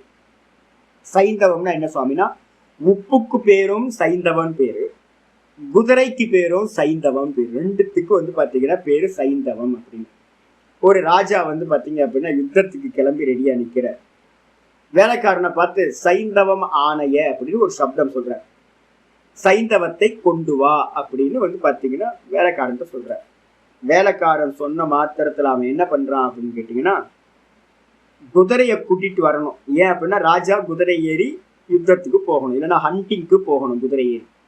இவன் என்ன பண்றான்னா ஒரு கப்புல வந்து பாத்தீங்கன்னா உப்பை கொண்டு வந்து கொடுத்தான்னு வச்சுங்க. ராஜாக்கு எப்படி இருக்கும்? ராஜா ஹண்டிங்க்கு போறார், ஒரு குதிரை வேணும், சைந்தவம் ஆணையன். அப்ப என்ன அர்த்தம்னா ஹண்டிங் போகும்போது யுத்தத்துக்கு போகும்போது சைந்தவம் ஆணையன்ற சைந்தவத்தை கொண்டு வா அப்படின்னா குதிரையை கொண்டு வான்னு மீனிங் எடுக்கணும். இதே வந்து பாத்தீங்கன்னா அப்படின்னா ஒரு ஒரு வேலைக்காரர் தான். என்ன வேலைக்காரன் இருந்தானா ஃபுல்லா தழும்ப தண்ணி வந்து கிளாஸ்ல வந்து கொண்டு வந்தான். ஓனர் என்ன சொன்னாருன்னா, என்னப்பா வேலைக்காரர், என்னப்பா இப்படியே கொண்டு வந்து நிக்கிற, தண்ணி அலும்புது இல்லை, வச்சா கீழே டேபிள் மேல வச்சா இங்க அங்கே பரவாயில்ல, அரை கிளாஸ் தண்ணி கொண்டு வாப்பா அப்படின்னு சொன்னோன்னே இவன் என்ன பண்ணான்னு தெரியுங்களா, அந்த கிளாஸை வந்து பாத்தீங்கன்னா போனான், உடைச்சி அரை கிளாஸ் தண்ணியை கொண்டு வந்தான். அவ்வளோ பெரிய வேலைக்காரங்கள்லாம் இங்க இருக்காங்க, புத்திசாலிகள்லாம். கிளாஸ் அறையா உடைச்சு ஆஃபா ஆக்கி அதுல தண்ணியை கொண்டு வந்தான். இது மாதிரி முட்டாள்கள் வந்து பாத்தீங்கன்னா இங்க நிறைய இருக்காங்க. இந்த மாதிரி ஒரு வேலைக்காரன் என்ன பண்றான், ராஜா வந்து பாத்தீங்கன்னா சாப்பிட உட்கார்ந்த மாத்திரத்துல அதுல உப்பு கம்மியா இருக்கு சாம்பார்லயோ சப்ஜிலையோ. இவர் உடனே என்ன பண்ணார், சைந்தவம் ஆணைய அப்படின்னு சொன்னோன்னு அந்த வேலைக்காரன், புத்திசாலி வேலைக்காரன் என்ன பண்றான், குதிரையை கொண்டு வந்து நிப்பாட்டுறான். என்ன ஆகும் யோசிச்சு பாருங்க. அப்ப சாப்பிடுற இடத்துல வந்து பாத்தீங்க அப்படின்னா குதிரையை கொண்டு வந்து நிப்பாட்டினீங்கன்னா அந்த சைந்தவம்ன்றதுக்கு அர்த்தம் அந்த இடத்துல குதிரை இல்லையே. நேத்து தானே நீங்க சொன்னீங்க சைந்தவம் ஆணைய அப்படின்னா குதிரையை கொண்டு வான்னு தானே அர்த்தம் எடுக்கணும்னு. இல்லப்பா, அது ஹண்டிங் போகும்போது குதிரையை கொண்டுட்டு வரணும், சாப்பிட போகும்போது சைந்தவம் ஆணைய அப்படின்றதுக்கு அர்த்தம் உப்புப்பா அந்த இடத்துல. அப்போ ஒரே மீனிங் இருக்கிறது வந்து பாத்தீங்கன்னா எங்கெல்லாம் இருக்கோ அந்த இடத்தெல்லாம் விவேகம் என்ன இருக்கணும் அப்படின்னு கேட்டீங்கன்னா எந்த இடத்துல எந்த பிரயோகத்துக்கு எந்த மீனிங் அப்படின்றது ரொம்ப முக்கியம். இதுக்கு பேரு என்ன பேரு, கான்டெக்ஸ்ட், பிரகரணம்னு பேரு. வேதத்துல வந்து பாத்தீங்க அப்படின்னா முக்கியமான விஷயம் குரு மூலமா படிக்கும் போது ஒரு முக்கியமானது இருக்கு, பரம்பரா மூலமா எந்த இடத்துல எந்த மீனிங் எடுக்கணும் அப்படின்ற ஒரு இம்பார்ட்டன்ட். அப்ப இந்த இடத்துல வந்து பாத்தீங்கன்னா ஆச்சாரியர் சொல்றாரு பிரகிருத விரோதகச்ச. பிரகிருத்தக அப்படின்னா பிரகரண விரோதமும் கூட சம்பவிக்கும். என்ன பிரகரணம்? 18வது ஸ்லோகத்திலிருந்து நம்ம என்ன பண்ணிருக்கோம், ஞானத்தை பத்தி பேச ஆரம்பிச்சோம். 18, 19, 20, 21, 22, 23, 24வது ஸ்லோகம். இந்த ஸ்லோகத்துல அந்த ஞானத்தை வந்து பாத்தீங்கன்னா கம்ப்ளீட் பண்றோம். அப்ப ஞானத்தை கம்ப்ளீட் பண்ற இடத்துல எல்லாம் வந்து பாத்தீங்கன்னா உபாசனை அப்படின்னு வேற ஒன்னா பார்க்கிறது இங்க பண்ணக்கூடாது. அப்ப என்ன அர்த்தம்னு கேட்டீங்கன்னா பிரகிருத விரோதச்சனை என்ன அர்த்தம், ஆரம்பிக்கப்பட்ட அந்த கான்டெக்ஸ்ட் அதுக்கு விரோதமா நடுவுல 24வது ஸ்லோகத்துல நீ என்ன பண்ற, உபாசனையை கொண்டு வந்தனா அது கான்டெக்ஸ்டுக்கு விரோதம். எப்படி வந்து சாப்பிடும் போது சைந்தவமானையன்னு சொன்னா குதிரையை கொண்டு வரக்கூடாதோ அது விரோதமோ, ஹண்டிங் பண்ணும் போது வந்து பாத்தீங்கன்னா சைந்தவமானையன்னு சொன்னா அங்க வந்து உப்பு கொண்டுட்டு வரக்கூடாதோ விரோதமோ, அதே மாதிரி வந்து பாத்தீங்கன்னா இப்ப போயிட்டு இருக்க கான்டெக்ஸ்ட் ஞானத்துல வந்து பாத்தீங்கன்னா என்ன பண்ணக்கூடாது, உபாசனைய கொண்டு வரக்கூடாது. உபாசனைன்றது பிரம்ம ஞானம். ஆனா யதார்த்த ஞானம் இருக்கிற மாதிரி பாக்குறது யதார்த்த ஞானம். அதனால நீ பேசுறது பிரகிருத விரோதஸ்ச. பிரகிருதனா ஆரம்பிக்கப்பட்ட பிரகரணத்துக்கு கான்டெக்ஸ்டுக்கு விரோதமும் கூட. அது மட்டும் இல்ல, சம்யக் தர்சனம் ச பிரகிருதம். என்ன கான்டெக்ஸ்ட் சுவாமி, எது ஆரம்பிக்கப்பட்டது போயிட்டு இருக்கு அப்படின்னா சம்யக் தரிசனம்னா இருக்கிற மாதிரி பாக்குறது தான் இப்ப நம்ம பேசிக்கிட்டு இருக்கோம். அது மட்டும் இல்ல, கர்மணி அகர்ம யக பஷ்யேத். எங்க ஆரம்பிச்சோம், 18வது ஸ்லோகத்துல ஆரம்பிச்சோம். கர்மத்தை வந்து பாத்தீங்கன்னா அகர்மமா எவன் பார்க்கிறானோ. இப்போ ஒரு கர்மா நடந்துகிட்டு இருக்கு அப்படின்னா, இப்ப நான் பாடம் எடுத்துக்கிட்டு இருக்கேன் அப்படின்னா எனக்கு என்ன திருஷ்டி வரணும், நான் செய்யவில்லை, நான் பார்க்கின்றேன். இந்த பரமஹம்சானந்தான்ற தேகம் பேசிக்கிட்டு இருக்கு. இந்த தேகம் பேசிக்கிட்டு இருக்கு, மனசு சிந்தனை பண்ணுது, புத்தி காரியம் பண்ணுது, எல்லாத்தையும் நான் என்ன பண்றேன் அப்படின்னா நான் பார்ப்பவனா இருந்து பார்க்கிறேன். என்னிடத்தில் கருமம் இல்லை. இந்த கருமங்கள் எல்லாம் மாயையில சம்பவிக்குதுன்னு நீங்க பாத்தீங்கன்னா அது யதார்த்தம். என்னை தர்ஷ்டாவா வச்சுக்கிட்டு மீதி எல்லாம் பொய், இதெல்லாம் மாயையில நடக்குதுன்னு பாத்தீங்கன்னா தான் யதார்த்த ஞானம் அப்படின்னு 18வது ஸ்லோகத்துல ஆரம்பிச்சு இத்தியத்திர அந்தேச்ச அந்த பிரகரணம் கம்ப்ளீட் ஆகுது. எங்க கம்ப்ளீட் ஆகுதுன்னா சம்யக் தரிசனம் தஸ்யேவ உபசம்ஹாராத். அந்த ஆரம்பிக்கப்பட்ட சம்யக் தரிசனம் யதார்த்த தரிசனத்தை ஞானத்தை பாத்தீங்கன்னா இந்த 24வது ஸ்லோகம் உபசம்ஹாரம் பண்ணப்படுது. உபசம்ஹாரம்னு என்ன அர்த்தம்? கம்ப்ளீட். அப்ப 18 to 24 ஆத்ம ஞான பிரகரணம். இங்க நடுவுல என்ன பண்ணக்கூடாது? உபாசனையை கொண்டு வரக்கூடாது. அது மட்டும் இல்ல, ஸ்ரேயான் திரவியமயாத் யஜ்ஞாத் ஞான யஜ்ஞ பரந்தப. இது பாத்தீங்க அப்படின்னா 4:33 படிக்க போறோம். இன்னைக்கு ஸ்லோகம் ஆரம்பிச்சிட போது வேற வேற யஜ்ஞங்கள்லாம் பேச போறோம். இந்த உலகத்துல பாத்தீங்கன்னா ஏகப்பட்ட யஜ்ஞங்கள் இருக்கு, நிறைய யஜ்ஞங்கள் இருக்கு. திரவியங்களை கொண்டு பண்ணக்கூடிய யஜ்ஞங்கள், யாகங்கள், பூஜைகள் எல்லாம். ஆனா எல்லாத்த காட்டிலும் எது உயர்ந்தது அப்படின்னா இப்ப நம்ம உட்கார்ந்து விசாரம் பண்றோமே, இந்த விசாரம் தான் ஞான யஜ்ஞம். இதுதான் ரொம்ப சிரேஷ்டமானதுன்னு 33வது ஸ்லோகத்துல நம்ம பார்க்க போறோம். எல்லா யஜ்ஞங்களை காட்டிலும் ஞான யஜ்ஞம் தான் சிறந்தது அப்படின்னு. அது மட்டும் இல்ல, ஏன் சுவாமி அப்படின்னு யாராவது கேள்வி கேட்டீங்கன்னா அதுக்கப்புறம் பாத்தீங்கன்னா 4:39 சொல்ல போறோம். இப்ப நம்ம 24 வந்திருக்கு, இன்னும் 15 ஸ்லோகம் சொல்ல போறோம். ஞானம் லப்த்வா பராம் சாந்திம் அச்சிரேனாதி கச்சதி. ஏன் சுவாமி ஞானம் சிறந்ததுன்னு சொல்றீங்க அப்படின்னா ஞானத்தை அடைஞ்சுதான் பாத்தீங்கன்னா மோட்சம் என்ற சாந்தியை நம்ம அடைய முடியும். அப்ப மோட்சத்தை அடையணும்னா ஞானம்தான் அதுக்கு உபாயம். மற்ற யஜ்ஞங்களை காட்டிலும் ஞானம் உயர்ந்தது. ஏன்னா மோட்சத்தை கொடுக்கறதுனால. மற்ற யஜ்ஞங்கள்லாம் உங்களுக்கு என்ன கொடுக்கும் அப்படின்னு கேட்டீங்கன்னா சம்சாரத்தை தான் திரும்ப திரும்ப கொடுக்கும். அதனால ஞானம் தான் சிறந்ததுன்னு சொல்லப்பட்டிருக்கு. இத்தியாதினா சம்யக் தர்சன ஸ்துத்திம் ஏவ குர்வன்னு உபக்ஷீனக அத்தியாய. அதனால பாத்தீங்கன்னா இந்த அத்தியாயம் ஃபுல்லா என்ன போகுது அப்படின்னா ஞானத்தை பாத்தீங்கன்னா பிரிஸ்கிரைப் பண்றதோட இந்த அத்தியாயம் என்ன பண்ண போகுது? சமாப்தமாக போகுது. பகவான் என்ன பண்றார்? ஞானத்தை சொல்லி சொல்லி சொல்லி அதோட பிரயோஜனத்தையும் சொல்லி இந்த அத்தியாயத்தை கம்ப்ளீட் பண்ண போறார். அப்ப இந்த அத்தியாயம் ஃபுல்லா எதை தாத்பரியமா கொண்டது? ஞானத்தை தாத்பரியமா கொண்டது. இந்த அத்தியாயம் பாத்தீங்கன்னா உபாசனா காண்டம் இல்லை அப்படின்னு நம்ம புரிஞ்சுக்கணும். அது மட்டும் இல்ல, தத்திர இது மாதிரி ஞானம் போயிட்டு இருக்கும் போது அகஸ்மாத் தத்திர அகஸ்மாத் ஞான பிரகரணத்துக்குள்ள ஞானத்தோட கான்டெக்ஸ்டுக்குள்ளார அகஸ்மாத்னா ஆக்சிடென்டா திடீர்னு நீ என்ன பண்ற? அர்ப்பணாதவ் பிரம்ம திருஷ்டி. நீங்க பாத்தீங்கன்னா ஒரு ஹோமம், அந்த ஹோமத்துல பாத்தீங்கன்னா இருக்கிற 5 வஸ்துக்களை பிரம்மமா பார்க்கணும் அப்படின்னு பாத்தீங்கன்னா அப்பிரகரணே பிரதிமாயாம் இவ விருஷ்டி திருஷ்டி உச்சியத்தை. இது எப்படி விஷ்ணுவை பாத்தீங்கன்னா சாலக்கிராமத்துல பாக்குறோமோ, எப்படி பானலிங்கத்துல சிவனை பாக்குறோமோ, அதே மாதிரி ஒரு ஹோமம் நடக்குது அப்படின்னா அதோட அர்ப்பணம், அவிசு, அதுக்கப்புறம் அக்னி, அதுக்கப்புறம் அதோட கர்மா, அந்த கர்மாக்கு பலனா கிடைக்கிற அந்த பலன், இந்த 5 விஷயத்திலையும் பிரம்ம திருஷ்டி பண்ணணும் அப்படின்னு நீ சொல்ற அப்படின்னா அது பாத்தீங்கன்னா பொய்யானது. இங்க ஒரு உவமைக்காக சொல்லப்பட்டது. அக்னியா ஒரு யஜ்யமா, ஞானமே யஜ்யம். அப்ப நம்ம சொன்ன மாதிரி எல்லாத்துலயும் பாத்தீங்கன்னா என்ன பண்ணணும்? பிரம்ம திருஷ்டி பண்ணணும் தான் தாத்பரியம் ஒழிய வெறும் யஜ்யத்துல மட்டும், ஒரு ஹவன கிரியால மட்டும், ஒரு ஹோமத்துல மட்டும் பிரம்மத்தை பார்க்கணும்ன்றது இங்க இல்ல. எங்கேயாவது ஒரு லிமிட் பண்ணி பாத்தீங்கன்னா அது உபாசனம். எல்லா இடத்துலயும் இருக்கிறத பாத்தீங்க அப்படின்னா அது ஞானம். பிரம்மம் எல்லா இடத்துலயும் இருக்கு, அது ஞானம். அப்ப எல்லா இடத்துலயும் பிரம்மத்தை பார்க்கணும்ன்றதுதான் இந்த ஸ்லோகத்தோட தாத்பரியம்.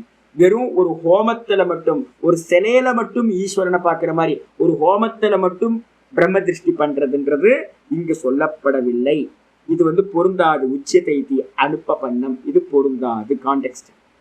அது மட்டும் இல்ல, தஸ்மாத் ஆகையினால் கன்க்ளூஷனுக்கு ஆச்சரியர் வரார். தஸ்மாத் ஆகையினால் யதா வியாக்கியார்த்த ஏவ அயம் ஸ்லோகா. எந்த விதமா நம்ம பாத்தீங்கன்னா வியாக்கியானம் பண்ணமோ அந்த விதமா தான் இந்த அர்த்தம் ஒழிய பூர்வ காண்டிகள் சொல்ற மாதிரி இது அயதார்த்த தரிசனம் இல்லை, உபாசனம் இல்லை. இங்க சொல்றது ஞானம் அப்படின்னு அர்த்தம் இருக்கணும். அப்ப ஞானம்னா என்ன அர்த்தம்னா நம்ம தங்கத்துக்கு மேல நம்ம ஏற்கனவே ஏற்றி வச்சிருக்கோம், ஆரோப்பம் பண்ணி இது வந்து பாத்தீங்க அப்படின்னா என்னெல்லாம் பண்ணி வச்சிருக்கோம், இது வந்து பாத்தீங்க அப்படின்னா கம்மல், மூக்குத்தி, ஒட்டியானம்னு அந்த தங்கத்துக்கு மேல ஏத்தி வச்சிருக்கோம். இப்ப என்ன பண்ணணும், கம்மல் மூக்குத்தி எல்லாம் தங்கம் தங்கம்னு பாக்குறோம். அப்ப இது யதார்த்தம். அதே மாதிரி பிரம்மத்துக்கு மேல நம்ம என்ன பண்ணிருக்கோம், கான்சியஸ்னஸ்க்கு மேல இந்த ஜீவ ஜெகத்தை ஏத்தி வச்சிருக்கோம். இந்த ஜீவ ஜெகத்தை ஏத்தி வச்சது எல்லாத்தையும், ஆரோப்பம் பண்ணது எல்லாத்தையும், பொய்யானது எல்லாத்தையும் நெகேட் பண்ணிட்டு இது பிரம்மம், இது பிரம்மம், இது பிரம்மம்னு பாக்குறது தான் இங்க இந்த ஸ்லோகத்தோட தாற்பயம். இதுதான் வியாக்கியானம் செய்யப்பட்ட, சங்கரால் வியாக்கியானம் செய்யப்பட்ட அர்த்தம். அப்ப சர்வத்தையும் பிரம்மமா பாவிக்கிறது எப்போ, நிதித்தியாசனத்துக்கு முந்தின இடத்துல தியானத்துக்கு போறதுக்கு முன்னாடி இதை பண்ணணும் அப்படின்னு புரிஞ்சுக்கணும். புரிஞ்சதுக்கு பிறகு ஆச்சாரியார் நம்மளோட கான்டெக்ஸ்ட் வர ஆரம்பிச்சிட்டார். இதோட ஒரு பிரகரணம் முடிஞ்சதுக்கு பிறகு இந்த ஞான யஜ்ஞத்தை ஸ்துதி பண்றதுக்காக இனி 25வது ஸ்லோகத்துல இருந்து ஆரம்பிக்கும். வந்துருங்க 25வது ஸ்லோகத்துக்கு மேல ஒரு அவதாரிக்கா இருக்கு. ஆச்சாரியார் சொல்ற தத்ர அதுனா சம்யக் தரிசனசிய யஜ்ஞத்வம் சம்பாத்திய. ஆச்சாரியர் சொல்றார் தத்ர அப்படின்னா இந்த விஷயத்துல, அதுனானா இப்பொழுது என்ன பண்ண போறோம் அப்படின்னா, சம்யக் தரிசனம்னா ஞானம், தெளிந்த ஞானம், இருக்கிறத இருக்கிற மாதிரி பாக்குற யதார்த்த ஞானம், அதுக்கு பேரு சம்யக் தரிசனம்னு பேரு. நல்லா பார்க்கிறதுன்னு அர்த்தம். அப்ப நல்லா பார்க்கறதுன்னா என்ன சுவாமி, தங்கத்தை தங்கமா பார்க்கறது நல்லா பார்க்கறது, தங்கத்தை கம்மல் முக்குத்தி ஒட்டியானமா பார்த்தீங்கன்னா அது நல்ல பார்வை இல்லை. அதே மாதிரி இந்த உலகம் மொத்தத்தையும் பிரம்மமயமா பார்த்தீங்கன்னா, சர்வம் பிரம்மமயம் ஜெகத்தின்னு பார்த்தீங்கன்னா அது யதார்த்தம். நாமரூபமா பார்க்கிறோம் அப்படின்னா, ஜீவ ஜெகத்தா பார்க்கிறோம்னா அது வந்து பார்த்தீங்கன்னா நல்ல தரிசனம் இல்லை. அப்ப அந்த பிரம்ம ஞானத்தை வந்து பார்த்தீங்கன்னா, பிரம்ம திருஷ்டியை வந்து பார்த்தீங்கன்னா ஸ்துதி செய்வதற்காக என்ன பண்ணிருக்குன்னா, யஜ்ஞத்துவம் சம்பாத்திய, அந்த ஞானத்தையே யஜ்யமாக, ஞானமே யஜ்யம், அந்த யஜ்யமா வந்து பார்த்தீங்கன்னா சம்பாத்திய தத் ஸ்துத்தியர்த்தம், அந்த ஞானத்தை ஸ்துதி பண்றதுக்காக. ஸ்துதி பண்ணணும் அப்படின்னாவே கம்பேரிட்டிவ் வந்துடும் உங்களுக்கு. கம்பேரிசன் பண்ணாம இந்த உலகத்துல ஒன்ன ஸ்துதி பண்ணவே முடியாது. இப்ப நான் சொல்றேன்னு வச்சுங்களேன், சில தப்பான இதை கிரிட்டிசைஸ் பண்றேன். எதுக்கு சுவாமி கிரிட்டிசைஸ் பண்றீங்க, கிரிட்டிசைஸ் பண்ணாம வந்து ஒன்ன சொல்லலாமே சுவாமி. அப்ப நான் எப்ப வந்து பிரகாசத்துக்கு வேல்யூ அப்படின்னா, இருட்டுன்னு ஒண்ணு இருந்தாதான் பிரகாசத்துக்கு வேல்யூ, வெயிலுன்னு ஒண்ணு இருந்தாதான் நிழலுக்கு வந்து பாத்தீங்கன்னா வேல்யூ. அப்ப அதே மாதிரி வந்து பாத்தீங்கன்னா ஒரு நெகட்டிவான விஷயத்த வந்து பாத்தீங்கன்னா சொன்னாதான் ஒரு பாசிட்டிவான விஷயத்தை நீங்க என்ன பண்ண முடியும், ஸ்துதி பண்ண முடியும். அப்ப என்ன பண்ண போறோம் அப்படின்னு கேட்டீங்கன்னா, நிறைய யஜ்யங்களை பத்தி இங்க இந்த 25வது ஸ்லோகத்துல இருந்து ஆரம்பிக்க போறோம். இந்த யஜ்யங்கள்ல எல்லாத்திலையும் உயர்ந்தது எது அப்படின்னு 33வது ஸ்லோகத்துல எல்லாத்தையும் சொல்லிட்டு த பெஸ்ட் இதை எது அப்படின்னா ஞானம் தான் த பெஸ்ட் அப்படின்னு என்ன பண்ண போறோம், ஸ்துதி பண்ண போறோம். அப்ப கம்பேர் பண்றதுக்காக என்ன பண்றது அப்படின்னா, மந்திரங்கள் இனி யஜ்யங்களை பத்தி சொல்ல போகுது. எதுக்குன்னா ஞானத்தை ஸ்துதி அர்த்தம், ஞானத்தை ஸ்துதி பண்றதுக்காக. அதனால என்னன்னு கேட்டீங்கன்னா, அந்யே அபி யஜ்ஞாகா உபக்ஷிப்யந்தே, மற்ற யஜ்யங்களை வந்து பாத்தீங்கன்னா இந்த ஸ்லோகங்கள்ல ஆச்சாரியார் சொல்கின்றார். எதுக்காக அப்படின்னு கேட்டீங்கன்னா, ஞானத்தை சொல்லணும்னா மற்றதை சொல்லியாகும். என்னென்ன யஜ்யம் ஆரம்பிக்க போறோம், தெய்வம் ஏவ இத்தியாதினா முதல்ல ஆரம்பிக்க போறோம். தெய்வ யஜ்யம் அப்படின்ற விஷயத்துல இருந்து ஆரம்பிக்க போறோம். இந்த இடத்துல வந்து பாத்தீங்கன்னா ஆச்சாரியார் இங்க எங்கேயுமே கிரிட்டிசைஸ் பண்ண போறது இல்லை. நம்ம சொல்றோம்ல, நான் டெரஸ்க்கு வரணும் அப்படின்னா கீழே இருந்த முதல் ஸ்டெப்ஸ்ல இருந்து தானே ஏறி வரணும். லாஸ்ட் ஸ்டெப் தான் எனக்கு வந்து பாத்தீங்கன்னா டெரஸ்க்கு வர்றது. ஆனாலும் வந்து பாத்தீங்கன்னா ஃபர்ஸ்ட் ஸ்டெப் முக்கியம் தானே உங்களுக்கு. அதே மாதிரி வந்து பாத்தீங்கன்னா இங்க சொல்லக்கூடிய யஜ்யங்கள் எதுவுமே கண்டனம் செய்யப்படுறதில்ல. இந்த யஜ்யங்கள் எல்லாமே ஸ்டெப்ஸ் அப்படின்னு எடுத்துக்கொள்ள வேண்டும். ஆயிடுச்சா? 25வது ஸ்லோகம் வந்துருங்க. இனிமே நம்மளோட விஷயம், நம்ம எல்லாம் எதை பண்ணிட்டு இருக்கோம் அப்படின்னு நம்ம பார்த்துக்கலாம். தெய்வமேவா பரே யஜ்ஞம் யோகினः பர்யுபாசதே, தெய்வமேவா பரே யஜ்ஞம் யோகினः பர்யுபாசதே, பிரம்மாக்னௌ வபரே யஜ்ஞம் யஜ்ஞேனைவோபஜிஹ்வதே, தெய்வமேவா பரே யஜ்ஞம் யோகினः பர்யுபாசதே, பிரம்மாக்னாவபரே யஜ்ஞம் யஜ்ஞேனைவோபஜிஹ்வதி. அற்புதமான ஸ்லோகம். முதல் இந்த ஸ்லோகத்துல 2 யஜ்யங்கள் சொல்ல போது. ஒண்ணு வந்து பாத்தீங்கன்னா தெய்வ யஜ்ஞம் அப்படின்னு எழுதிக்கிட்டே வாங்க, எத்தனை யஜ்ஞம்னு உங்களுக்கு மொத்தமா இதாயிடும். சைட்ல போட்டே வாங்க ஒவ்வொரு ஸ்லோகத்துக்கு பக்கத்துலயும். முதல் யஜ்ஞம் வந்து பாத்தீங்கன்னா தெய்வ யஜ்ஞம், ரெண்டாவது யஜ்ஞம் ஞான யஜ்ஞம். இந்த 2 யஜ்ஞங்கள் 25வது ஸ்லோகத்துல சொல்லப்பட்டிருக்கு. தெய்வம் ஏவ அபரே, அபரேன்றதுக்கு அர்த்தம் என்னன்னா வேறு சிலர். இந்த உலகத்துல நிறைய பேர் இருக்காங்கல்ல, நல்லவங்க நிறைய பேர் இருக்காங்க, தர்மிகள் நிறைய பேர் இருக்காங்க. கொஞ்சம் பேர் என்ன பண்றாங்க அப்படின்னு கேட்டீங்கன்னா, இப்ப நமக்கு அந்நியமா இதே டைம்ல இப்ப வந்து பாத்தீங்கன்னா 6:30 இருந்து 7:30 வரைக்கும் இப்ப நம்ம என்ன பண்றோம், ஆத்மாவை பத்தி கீதையை சொல்லி விசாரம் பண்ணிட்டு இருக்கோம். இதே டைம்ல வந்து பாத்தீங்கன்னா நிறைய இடத்துல என்ன இருக்கு அப்படின்னு கேட்டீங்கன்னா, நிறைய பேர் வந்து பாத்தீங்கன்னா தெய்வம் ஏவ, தெய்வத்தையே, நிறைய இடத்துல என்ன நடந்துட்டு இருக்கும் இந்த காலை நேரத்துல, நல்லா ஒரு விக்கிரகத்தை வச்சு நிறைய ஆராதனைகள் சோடச உபச்சாரத்தோட நல்ல ஆராதனைகள் பண்ணிக்கிட்டு இருப்பாங்க. நித்திய பூஜனம் நடந்துகிட்டு இருக்கும். எதுக்கு சில பேர் வைதிகர்களா இருந்தாங்கன்னா என்ன பண்ணுவாங்க, காலையில ஒரு யஜ்ஞத்தை பண்ணுவாங்க, ஒரு ஃபயர் ரிச்சுவல் நடந்துகிட்டு இருக்கும். இந்திரன், சந்திரன், வருணன், வாயு, அக்னி, இது அதே மாதிரி சிவன், விஷ்ணு, இது மாதிரி இருக்கிற தேவதைகளுக்கு எல்லாத்துக்கும் ஆகுதி கொடுக்கறது, ஒரு அக்னிய பிரதிஷ்டா பண்ணி ஆகுதி கொடுக்கறதுக்கு பேரு தெய்வ யஜ்ஞம் அப்படின்னு பேரு. அப்ப தெய்வ யஜ்ஞத்துல எது வந்துரும் அப்படின்னா தேவ யஜ்ஞம் தான் தெய்வ யஜ்ஞம்னு சொல்லப்பட்டிருக்கு. எது அப்படின்னா ஆகுதி கொடுக்கிற ஃபயர் ரிச்சுவல் எடுத்துக்கங்க, கூடவே வந்து பாத்தீங்கன்னா ஒரு விக்கிரகத்தை வச்சு அபிஷேக ஆராதனைகள் பண்றமே, அதுக்கு எல்லாத்துக்கும் பேர் என்ன பேரு, தெய்வ யஜ்ஞம் அப்படின்னு பேரு. அப்ப வேறு சிலர் என்ன பண்றாங்க அப்படின்னு கேட்டீங்கன்னா, நமக்கு அந்நியமா வேறு சிலர் என்ன பண்றாங்க, தேவதா யஜ்ஞத்தை செய்கிறார்கள். அப்பரே நமக்கு அந்நியமா இருக்க சில பேர் தெய்வம் ஏவ யஜ்ஞம், தெய்வ யஜ்ஞத்தையே, தெய்வ யஜ்ஞம் ஏவ பரியுபாசதே, தெய்வ யஜ்ஞத்தையே என்ன பண்றாங்க, நித்தியமா பூரணமா உபாசனை செய்கிறார்கள். உபாசனை என்ன அர்த்தம், அனுஷ்டானம் செய்கிறார்கள். அப்போ ஒரு பக்கம் நடந்துட்டு திருவண்ணாமலையில வந்து பாத்தீங்கன்னா எல்லா இடத்துலயும் காலையில ஆராதனை நடந்துட்டு தான் இருக்கு, எல்லா இடத்துலயும் ஆராதனை நடக்குது, தெய்வ யஜ்ஞம் போயிட்டே இருக்கு. இதுக்கு அடுத்தது நம்மள மாதிரி இருக்கிறவங்க என்ன பண்றோம் அப்படின்னா ஞான யஜ்ஞம் பண்றோம். என்ன ஞான யஜ்ஞம், பிரம்மாக்னவ் அபரே யஜ்ஞம். அபரே அப்படின்னா அந்த தெய்வ யஜ்ஞம் பண்றவங்களுக்கு அந்நியமா இருக்கிற நம்மள மாதிரி ஒரு 80 பேர். இந்த டைம்ல வந்து பாத்தீங்கன்னா நிறைய இடத்துல ரிஷிகேஷ் ஹரித்வார்லாம் போனீங்கன்னா நிறைய இடத்துல மார்னிங் கிளாஸ் வந்து பாத்தீங்கன்னா வேதாந்தம் மார்னிங்ல நடந்துட்டு இருக்கும். காலையில 6:30 மணிக்கு ஆரம்பிக்கும். அப்போ இது மாதிரி நம்மள மாதிரி 80 பேர் என்ன பண்ணிட்டு இருக்கோம், இப்ப இந்த கிளாஸ்ல நமக்கு 80 பேர், 82, 83 பேர் கிட்ட உட்கார்ந்து பாடம் படிக்கிறோமே. இது என்ன பண்றோம் சுவாமி அப்படின்னா பிரம்மாக்னவ். இப்ப நமக்கு அக்னி எது, நம்ம வந்து ஒரு ஃபயர் ரிச்சுவலை வந்து ஹோம குண்டத்தை வச்சு ஒரு அக்னியை பிரதிஷ்டா பண்ணி ஒரு ஆகுதியை கொடுக்கல. இப்ப நமக்கு எது அக்னி அப்படின்னு கேட்டீங்கன்னா இந்த பிரம்மம் தான் நமக்கு அக்னி. பிரம்மம் தான் அக்னியா இருக்கிறதுனால அதுக்கு பேரு பிரம்மாக்னின்னு பேரு.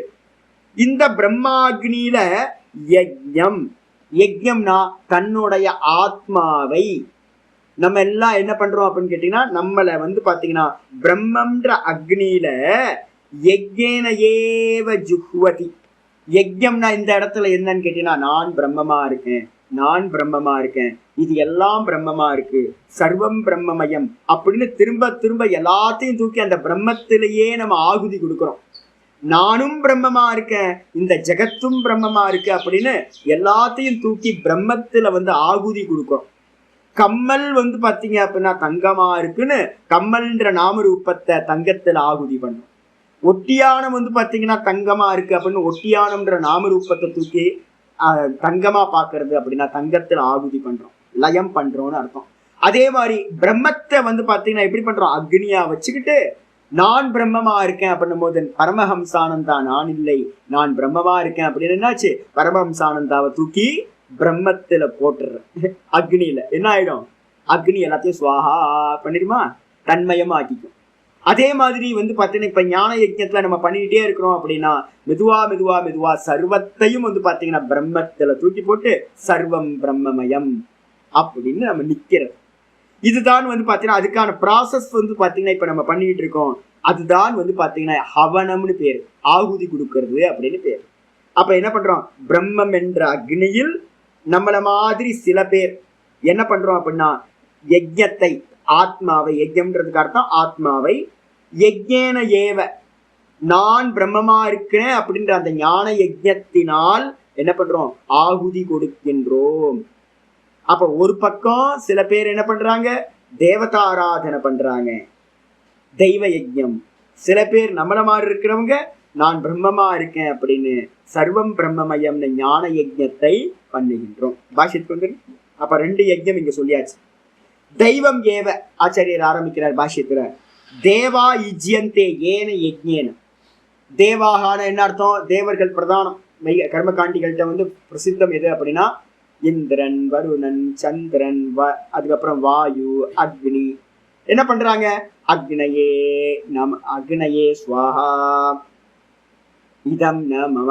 ஒரு ஆஜ்யத்தையோ இல்ல ஒரு சமித்தையோ எடுத்து என்ன பண்றது, அக்னியில வந்து பாத்தீங்கன்னா போட்டுட்டு ஆகுதி கொடுக்கும்போது அக்னயே ஸ்வாஹா இதம் ந மம, இது என்னோடது இல்ல, இது உன்னோடது.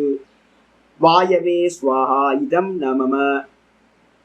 அதே மாதிரி அக்னயே ஸ்வாஹா, வாயவே ஸ்வாஹா, இந்திராய ஸ்வாஹா, வருணாய ஸ்வாஹா, விஷ்ணவே ஸ்வாஹா அப்படின்னு ஒவ்வொரு தேவதைகளுக்கும் ஆகுதியை கொடுக்கறதுக்கு பேரு. அதான் இங்க சொல்றாரு, தேவாகா யுஜ்யந்தே ஏன யஜ்ஞேன. எந்த யஜ்ஞத்தினால் தேவதைகள் பூஜிக்கப்படுகிறார்களோ, யுஜ்யந்தே அப்படின்னா என்ன அர்த்தம், பூஜிக்கப்படுகிறார்களோ அந்த யஜ்ஞத்துக்கு பேரு அசௌ தேவோ யஜ்ஞ. அதுக்கு என்ன பேரு அப்படின்னா தேவ யஜ்ஞம் அப்படின்னு பேரு. தேவ யஜ்ஞம்னா எதை கொண்டு வரணும், வெறும் ஃபயர் ரிச்சுவல் மட்டும் கொண்டு வந்துடாதீங்க, கூட என்ன கொண்டு வந்துடணும், நீங்க பூஜை பண்றீங்களே அந்த பூஜைகள் எல்லாம் கூட வந்து பாத்தீங்கன்னா தெய்வ யஜ்ஞத்துக்குள்ளார வந்துடும். ஆயிடுச்சா. அதுக்கப்புறம் தத்திய தம் ஏவ அபரே யஜ்ஞம் யோகினக. அந்த யஜ்ஞத்தையே யோகிகள், யோகிகள்னா இந்த இடத்துல ஆச்சாரியர் சொல்றார் கருமினகா. உடனே யோகிகள்னா யோகிகள்னு எடுக்காதீங்க, கிரகஸ்தாசிரமத்தில் இருக்கக்கூடிய கருமிகள். நிறைய பேர் கிரகஸ்தாசிரமத்துல இருந்துட்டு முறையா இந்த யஜ்யங்கள்லாம் பண்றவங்க நிறைய பேர் இருக்காங்க. ஔபாசனம் பண்றவங்க, அக்னிஹோத்திரம் பண்றவங்க நிறைய பேர் இருக்காங்க, தேவதா பூஜை பண்றவங்க நிறைய பேர் இருக்காங்க. அவங்க எல்லாமே கருமிகள் அப்படின்னு பேர். அதுதான் இங்க மந்திரத்துல யோகிகள் சொல்லப்பட்டிருக்கு. வாஸ்தவத்துல யார் எடுக்கணும், கருமிகள். அந்த கருமிகள் என்ன பண்றாங்க, பரியுபாசத்தே அப்படின்னா என்ன அர்த்தம் எடுக்கணும், குர்வந்தி இத்தியர்த்தக, செய்கிறார்கள். அப்ப தெய்வ யஜ்ஞம்னு சொல்லக்கூடிய யஜ்ஞத்தை அந்த சில பேர் கருமிகளா இருக்கிறவங்க செய்கின்றார்கள். அப்ப இங்க நிந்தா இருக்கா சுவாமி, தப்பா சுவாமி அப்படின்னு கேட்டீங்கன்னா தப்பு இல்லை. இங்க எங்கேயும் கண்டனம் பண்ணப்படல. சில பேர் இந்த விதமா பண்றாங்க அப்படின்னு அவங்கள ஒரு கிளாசிஃபை பண்ணி ஒரு கேட்டகரி பண்றோம். இதுக்கு அடுத்தது ஆச்சாரி சொல்றாரு, பிரம்மாக்னவுன்னு என்னது, சில பேர் நம்மள மாதிரி சில பேர், கொஞ்சம் பேர் என்ன பண்றோம், 80 பேர் உட்கார்ந்து பாடம் கேட்கிறோம். என்ன ப்ராசஸ் சுவாமி, அப்ப நான் பிரம்மம் என்ற அக்னியில ஆகுதியை கொடுக்குறோம் நம்மளையே. என்ன ஆச்சரியம் பாருங்க, நம்ம தான் ஆகுதி. நம்மளையே நம்ம என்ன பண்ணிக்கிறோம், டெய்லி வந்து பாத்தீங்கன்னா நம்மளையே நம்ம பிரம்மம்ன்ற அக்னியில ஆகுதி கொடுக்குறோம். இதான் ஞான யஜ்ஞம். சரி, அந்த பிரம்மம்னா என்ன சுவாமி, ஃபர்ஸ்ட் பிரம்ம சப்தத்துக்கு அர்த்தம் தெரியணுமே சுவாமி. அக்னி தெரிஞ்சாதானே நம்ம வந்து ஆகுதி கொடுக்க முடியும் அப்படின்னு ஆச்சாரிய சொல்றாரு. பிரம்மா அக்னவுனா என்ன அர்த்தம்னா, தைத்திரியத்தை சொல்லியிருக்கு, லட்சணம் சொல்லுது. பிரம்மம்னா என்ன, சத்தியம் ஞானம் அனந்தம் பிரம்ம. அற்புதமான மந்திரம் சொல்லுது. எது சத்தியமோ அது பிரம்மம். பிரம்மத்துக்கு 3 டைமென்ஷன் சொல்றோம், 3D. 3 டைமென்ஷன் எது அப்படின்னு கேட்டீங்கன்னா, ஒரு பக்கம் அதுதான் பியூர் எக்ஸிஸ்ட், நான் இருக்கிறேன் சொல்றேன்ல, அந்த இருக்கிறேன் அப்படின்றதுதான் பிரம்மம். லேப்டாப் இருக்கு, டேபிள் இருக்கு அப்படின்னு எல்லாம் இருக்கு இருக்குன்னு சொல்றோம்ல, பர்வதம் இருக்கு, அது இருக்கு, இது இருக்கு. அந்த இது இருக்கு இருக்கு இருக்குன்னு சொல்றீங்களே, அந்த இருக்கின்றது அப்படின்றதுதான் பியூர் எக்ஸிஸ்ட். அதுக்கு மேல நம்ம என்ன பண்ணிட்டோம், புஸ்தகம் இருக்கு, லேப்டாப் இருக்கு, பர்வதம் இருக்கு, நம்ம அதுக்கு மேல இருக்கிறதுன்றதுக்கு மேல நாமரூபத்தை ஏற்றி வச்சுட்டோம். அந்த நாமரூபத்தை விட்டுட்டு வெறும் இருக்கிறதுன்னு எது இருக்கோ அதுதான் பிரம்மம். ஒண்ணு. ரெண்டாவது, அதுக்கு இன்னொரு டைமென்ஷன் இருக்கு. ஒண்ணு இருக்குன்னு நம்ம சொல்றோம் அப்படின்னா அங்க ஒரு அறிவு இருந்தா தானே இருக்குன்னே சொல்ல முடியும், தெரிஞ்சாதானே சொல்ல முடியும். அப்ப அந்த பிரம்மத்துக்கு இன்னொரு லட்சணம் வெறும் நாலேஜ் மட்டும்தான். அப்ப நாலேஜ் என்னது அப்படின்னா ஞானம்னு பேரு, அதுக்கு பேரு வெறும் பிரகாசம், ஞானம். அப்ப பியூர் எக்ஸிஸ்டன்ஸ். அப்புறம் பியூர் வந்து பாத்தீங்கன்னா நாலேஜ். அதுக்கப்புறம் அனந்தம் அப்படின்னா எது வந்து பாத்தீங்கன்னா பியூர் எக்ஸிஸ்டா, எது பியூர் நாலேஜா இருக்குமோ அதுதான் வந்து பாத்தீங்கன்னா அன்லிமிட்டா இருக்கிறது பிரம்மம். பிருக அப்படின்னு ஒரு தாத்து, அதுக்கு என்னன்னா விருத்தவ் அப்படின்னு அர்த்தம், ரொம்ப பெருசா இருக்கிறது. இந்த ஆகாசத்தை காட்டிலும் பெருசா இருக்கிறது எதுவோ அது பிரம்மம், அன்லிமிட். அப்ப இருக்கிறதே நமக்கு தெரிஞ்ச ஆகாசம் தான் அன்லிமிட். ஆகாசத்தையும் வியாபிச்சு இருக்கிறது, ஆகாசத்துக்கும் இடம் கொடுத்து இருக்கிறது எதுவோ அதுதான் பிரம்ம தத்துவம். அப்போ சத்தியம் ஞானம் அனந்தம் பிரம்ம அப்படின்னு லட்சணம் சொல்லியாச்சு. அதுக்கப்புறம் இன்னொரு மந்திரம் சொல்லுது பிருகதாரண்ய உபனிஷத்து, விஞ்ஞானம் ஆனந்தம் பிரம்ம. விஞ்ஞானம்னா என்ன அர்த்தம்? வெறும் பியூர் கான்சியஸ்னஸ். விஞ்ஞானம்ன்றதுக்கு அர்த்தம் பியூர் கான்சியஸ்னஸ். அந்த விஞ்ஞானம் வந்து பாத்தீங்கன்னா அது கூடவே என்ன இருக்கு? ஆனந்தம். தூக்கத்துல இருந்தேன்ல, தூக்கத்துல எப்படி இருந்தேன் அப்படின்னா இருந்தேனா? ஆமா இருந்தேன். தூக்கத்துல இருந்ததுனால தானே காலையில வந்து சொல்றேன். அப்ப தூக்கத்துல நான் இருந்தேன், எக்ஸிஸ்ட். தூக்கத்துல எப்படி இருந்தீங்க அப்படின்னு கேட்டா, ஜி நல்லா ஆனந்தமா தூங்குனேன், நல்லா தூங்குனேன். அப்ப நல்லா தூங்குனேன்னா என்ன அர்த்தம்? ஆனந்தமா தூங்குனேன். என்னுடைய சொரூபம் என்னன்னா ஆனந்தம். அப்போ அதே நேரத்துல இருந்தேன், இருப்பு, நான் ஆனந்தமா இருந்தேன். ஆனந்தமா இருந்தேன்னு தெரிஞ்சுதா? ஆமா தெரிஞ்சுது. ஏன்னா அறிவு நான். அங்க வந்து வேற இன்ஸ்ட்ருமெண்ட் எதுவுமே இல்லை. அங்க வந்து பாத்தீங்கன்னா நானே இன்ஸ்ட்ருமெண்ட், நானே அறிவு சுரூபம். அப்ப தூக்கத்தை நான் எப்படி இருந்தேன் அப்படின்னா சச்சிதானந்தமா இருந்தேன், சத்தா சித்தா ஆனந்தமா இருந்தேன் அப்படின்னு காலையில நான் என்ன பண்றேன்? நினைவு கொள்கின்றேன். அப்போ ஆனந்தம் பிரம்ம, விஞ்ஞானம் பிரம்ம, ஆனந்தம் பிரம்ம. அதுக்கப்புறம் சரி சாமி பிரம்மம் பிரம்மம் சொல்றீங்களா சாமி, அது எங்கேயோ இருக்கோ அப்படின்னா இல்லப்பா, இப்ப நம்ம சொல்றோமே சத்தியம் ஞானம் அனந்தம் பிரம்ம, விஞ்ஞானம் ஆனந்தம் பிரம்மன்னு, அது எங்க இருக்கு அப்படின்னா யத் சாட்சாத் அபரோக்ஷாத் பிரம்ம ய ஆத்மா சர்வாந்தரஹ. பிருகதாரண்யத்துல அடுத்த மந்திரம் சொல்லுது, எது வந்து பாத்தீங்கன்னா சாட்சாத் அப்படின்னா என்ன அர்த்தம்? எந்த தத்துவமானது நேரடியா டைரக்டா வந்து பாத்தீங்க அப்படின்னா அபரோக்ஷாத். இதுல பஞ்சமி அர்த்தம் எடுக்கக்கூடாது. யாராவது கிராமர் படிச்சவங்க பஞ்சமி அர்த்தம் எடுக்கக்கூடாதுன்னு இந்த மந்திரத்துக்கு வியாக்கியானம் பண்ணும்போது சங்கரர் சொல்லுவார். அபரோக்ஷாத் அப்படின்றது பஞ்சமி, பஞ்சமி அர்த்தம் எடுக்காதீங்க. அபரோக்ஷ பிரம்ம, அபரோக்ஷம் எத் சாட்சாத் அபரோக்ஷம் பிரம்ம. எது சாட்சாத்னா நேரடியா பிரம்மமா இருக்கோ. எது சாமி பிரம்மமா இருக்கு நேரடியா? எனக்கு தெரியலையே சாமி. எல்லாம் தெரியும், நமக்கு எல்லாத்துக்கும் பிரம்மம் தெரியும். எதுவா இருக்கு அப்படின்னா நான் நான் நான் நான் நான். எல்லாரும் நான் சொல்லிட்டு இருக்கோமா? எல்லா ஜீவராசியும் என்ன சொல்லிட்டு இருக்கு? நான் நான் நான் நான் நான் நான் சொல்லிட்டே இருக்கு. என்ன ப்ராப்ளம்? நான் நான் ப்ராப்ளம் இல்லை. நானுக்கு மேல நான் என்ன சொல்லிட்டேன்? பரமஹம்சான் தான். முடிச்சு போச்சு. நான் சன்னியாசி, மண்ணாங்கட்டி மண்ணாங்கட்டி போச்சு, சம்சாரம் போச்சு. இந்த வெறும் நான் இருக்கே, அந்த நான் தான் வந்து பாத்தீங்கன்னா பிரம்மம் என்று சாஸ்திரங்கள் சொல்கின்றன. வேதாந்தம் அயமாத்மா பிரம்மன்னு நெஞ்சில கை வச்சு மாண்டிக்கு உபனிஷத் சொல்லுது. நான் நான் எதை சொல்றனோ அந்த நான் நான் தான் பிரம்மம். தத்துவமசி அகம் பிரம்மாஸ்மி அப்படின்னு மந்திரங்கள் சொல்லுது. அப்ப நேரடியா நமக்கு அனுபவமா வந்து பாத்தீங்கன்னா இருக்கிறது. அனுபவம் எது அப்படின்னா நான்றது எல்லாத்துக்கும் சாட்சாத் நேரடி அனுபவமா இருக்கிறது. அதுதான் பிரம்மம். ஏன் ஆத்மா சர்வாந்தரக. அந்த நான் இருக்கே அது எங்க சுவாமி இருக்கு? அதுதான் ஆத்மா, அதுதான் பிரம்மம். அது எங்க இருக்கு அப்படின்னு கேட்டீங்கன்னா சர்வாந்தரக. எல்லா தேகத்திலையும் அந்த நான் தானே இருக்கு. ஸ்திரீகளும் நான் தான் சொல்றோம், புருஷனும் நான் தான் சொல்றோம், தேவனும் அசுரனும் எறும்பும் எல்லாம் நாய்க்குட்டியும் பன்னிக்குட்டியும் பூனைக்குட்டியும் குரங்கும் எல்லா ஜீவராசிகளும் நான் நான் நான் தான் பிரயோகிக்கும். அப்ப அந்த நான் தான் பிரம்மம் அப்படின்னு மந்திரம் சொல்லு. அப்ப அந்த நான் எங்க இருக்குன்னா எல்லாத்துக்குள்ளறையும் இருக்கு அப்படின்னு சொல்லியாச்சு. இத்தியாதி வச்சனோக்தம். இந்த முதலான நிறைய வச்சனங்கள் மூலமா என்ன தெரியுதுன்னா பிரம்மம் எங்க இருக்கு? பிரம்மம் உள்ளுக்குள்ளார அகமகமகம்னு உள்ளுக்குள்ளார பியூர் கான்சியஸ்னஸா, பியூர் பிளிஸ்ஸா, பியூர் நாலேஜா வந்து பாத்தீங்கன்னா இருக்கு. சத்தியம் ஞானம் அனந்தம் பிரம்மம். இந்த மாதிரி வச்சனங்கள் மூலமா அப்ப என்ன பண்ணணும்? அசனாயாதி சர்வ சம்சார தர்ம வரிச்சிதம். அந்த பிரம்மத்துக்கு வந்து பாத்தீங்கன்னா பசி முதலியவைகள் இருக்கா சுவாமி?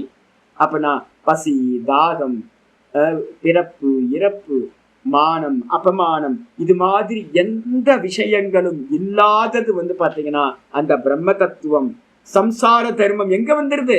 தேகத்துக்கு தான் சம்சார தர்மம் எல்லாம் வந்துருது. பசிதாகம்லாம் தேகத்துக்கு தான். இத பார்க்கின்ற ஆத்மாவுக்கு வந்து பாத்தீங்கன்னா பிரம்மத்துக்கு பசி தர்மங்கள் எதுவுமே இல்லை. பசி, வலி, மரணம், இறப்பு, இது மாதிரியான இருக்க விஷயங்கள் எதுவுமே இல்லை. அப்படிப்பட்ட சம்சார தர்மங்கள் எல்லாம் இல்லாததா எது இருக்கோ அதுதான் பிரம்ம. நேத்தி சாமி அதை அப்போ எப்படி சாமி அடையிறது? அப்ப நான் இருக்கனே. ஆமா நான் இருக்கேன். சாமி ஃபேமஸா சொல்லுவார், நீ இருக்கியா? ஆமா இருக்க. இதுக்கு மேல என்ன ஞானம் வேணும்? ஓப்பனா சொல்லுவார். கரெக்டா சொல்றாரு. என்னன்னு கேட்டீங்க அப்படின்னா, நான் இருக்கேனா எல்லா ஜீவராசிகளுக்கும் நான் பிரசித்தம். பிரம்மசூத்திரத்துல ஆரம்பிக்கும் போதே சொல்லுது. என்னன்னு கேட்டீங்கன்னா, நான் எல்லாம் சொல்றோம். இருக்கேன், நான் இருக்கேன், நான் இருக்கேன், நான் இருக்கேன், நான் நான் நான் எல்லாம் சொல்லிக்கிட்டு இருக்கோம். அப்ப நான் போதுமா சுவாமி? இதை புரிஞ்சா போதுமா? இல்ல இல்ல. இப்ப நம்ம எப்படி தெரிஞ்சிருக்கோம்னா, நான் கூட என்ன பண்ணிட்டோம்? உபாதியை தூக்கி மேல போட்டோம். எது உபாதி? நாமரூபம். இந்த தேகாதிகளை தூக்கி போட்டோம். இப்ப என்ன பண்ணணும் சுவாமி? இந்த உபாதியோட சேர்ந்து அறியிற வரைக்கும் எனக்கு இந்த சம்சாரம் இருந்துகிட்டே இருக்கும். அப்ப எப்போ உபாதியை நீக்கணுமோ அப்பதான் நான் கிடைப்பேன். அப்ப என்ன பண்ணணும் சுவாமி? நான் மந்திரம் சொல்லுது, நேத்தி நேத்தி இத்தியாத்மா. விருகதாரணி உபனிஷத் மந்திரம் சொல்லுது, நேத்தி நேத்தி, இது இல்ல இது இல்ல இது இல்ல அப்படின்னு நம்ம ஏத்தி வச்சதை எல்லாத்தையும், நானுக்கு மேல ஏத்தி வச்சிருக்கிற எல்லாத்தையும் என்ன பண்ணணும்? நிராகரணம் பண்ணணும். நேத்தி நேத்தின்றதுக்கு அர்த்தம் அதத்து வியாவிருத்தி, அது இல்லாததை நீக்குதல்.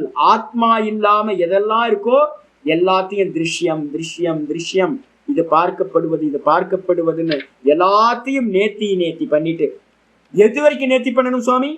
நிரஸ்த அசேஷ விசேஷம் பிரம்ம சப்தேன உச்சியது. நிரஸ்த அப்படின்னா நீக்குதல். எதெல்லாத்தையும் நீக்கணும், தூக்கி போடணும்.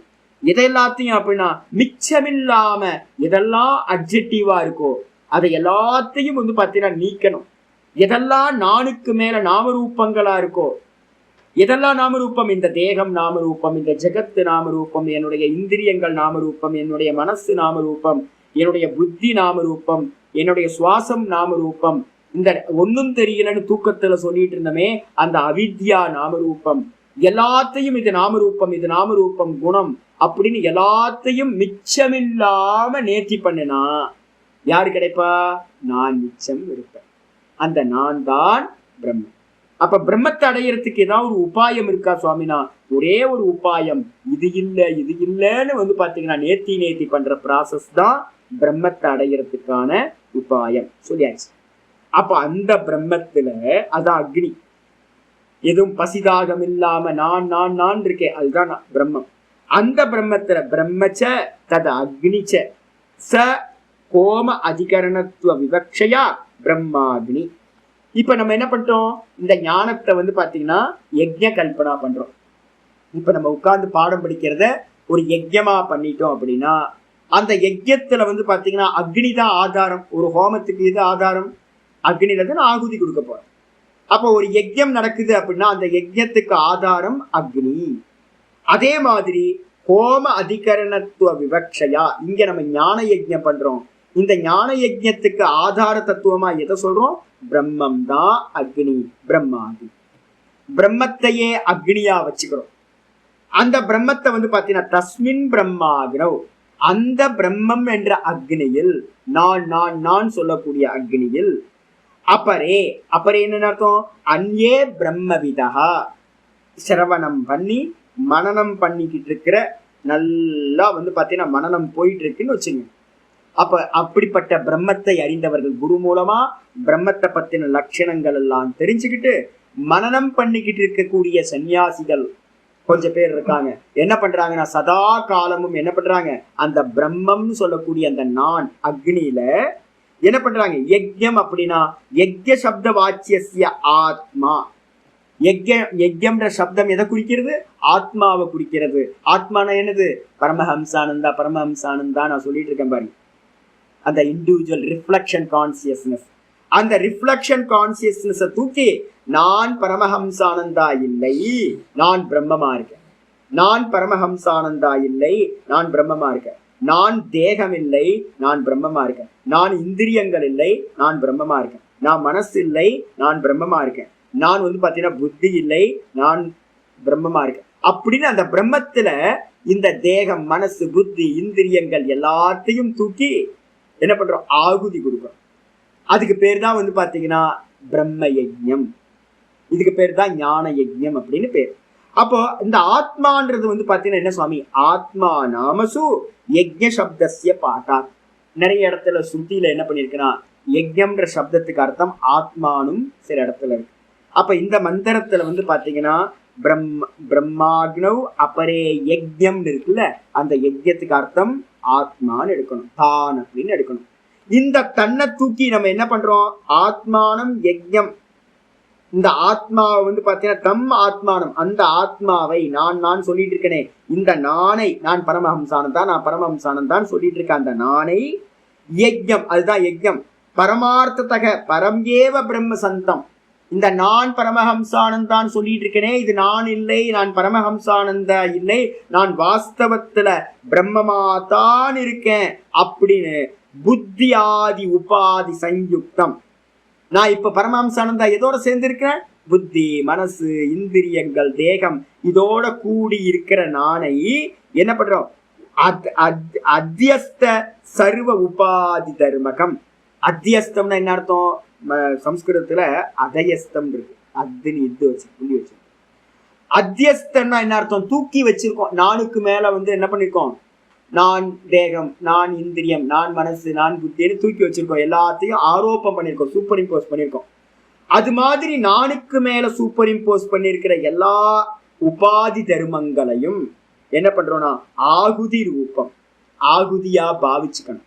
ஒரு யஜ்யத்துல எப்படி நெய்யை எடுத்து ஆஜ்யத்தை எடுத்து ஸ்வாஹா அப்படின்னு அக்னியில ஸ்வாகா கொடுக்குறோமோ, அதே மாதிரி வந்து பாத்தீங்க அப்படின்னா சுத்த ஆத்மால, சுத்த ஆத்மா சத்தியம் ஞானம் அனந்தம் பிரம்ம, அதுல வந்து பாத்தீங்கன்னா நான் தேகம் மனசு புத்தின்னு நான் வச்சிருந்தேன்ல அபிமானம், இந்த அபிமானத்தை எல்லாத்தையும் ஆகுதி ரூபமா ஆகுதியா கொடுக்கறது. நான் தேகம் இல்லை ஸ்வாஹா, நான் இந்திரியம் இல்லை ஸ்வாஹா, நான் மனம் இல்லை ஸ்வாஹா, நான் புத்தி இல்லை ஸ்வாஹா, நான் பிராணன் இல்லை ஸ்வாஹா, நான் அஜ்ஞானமும் இல்லை ஸ்வாஹா.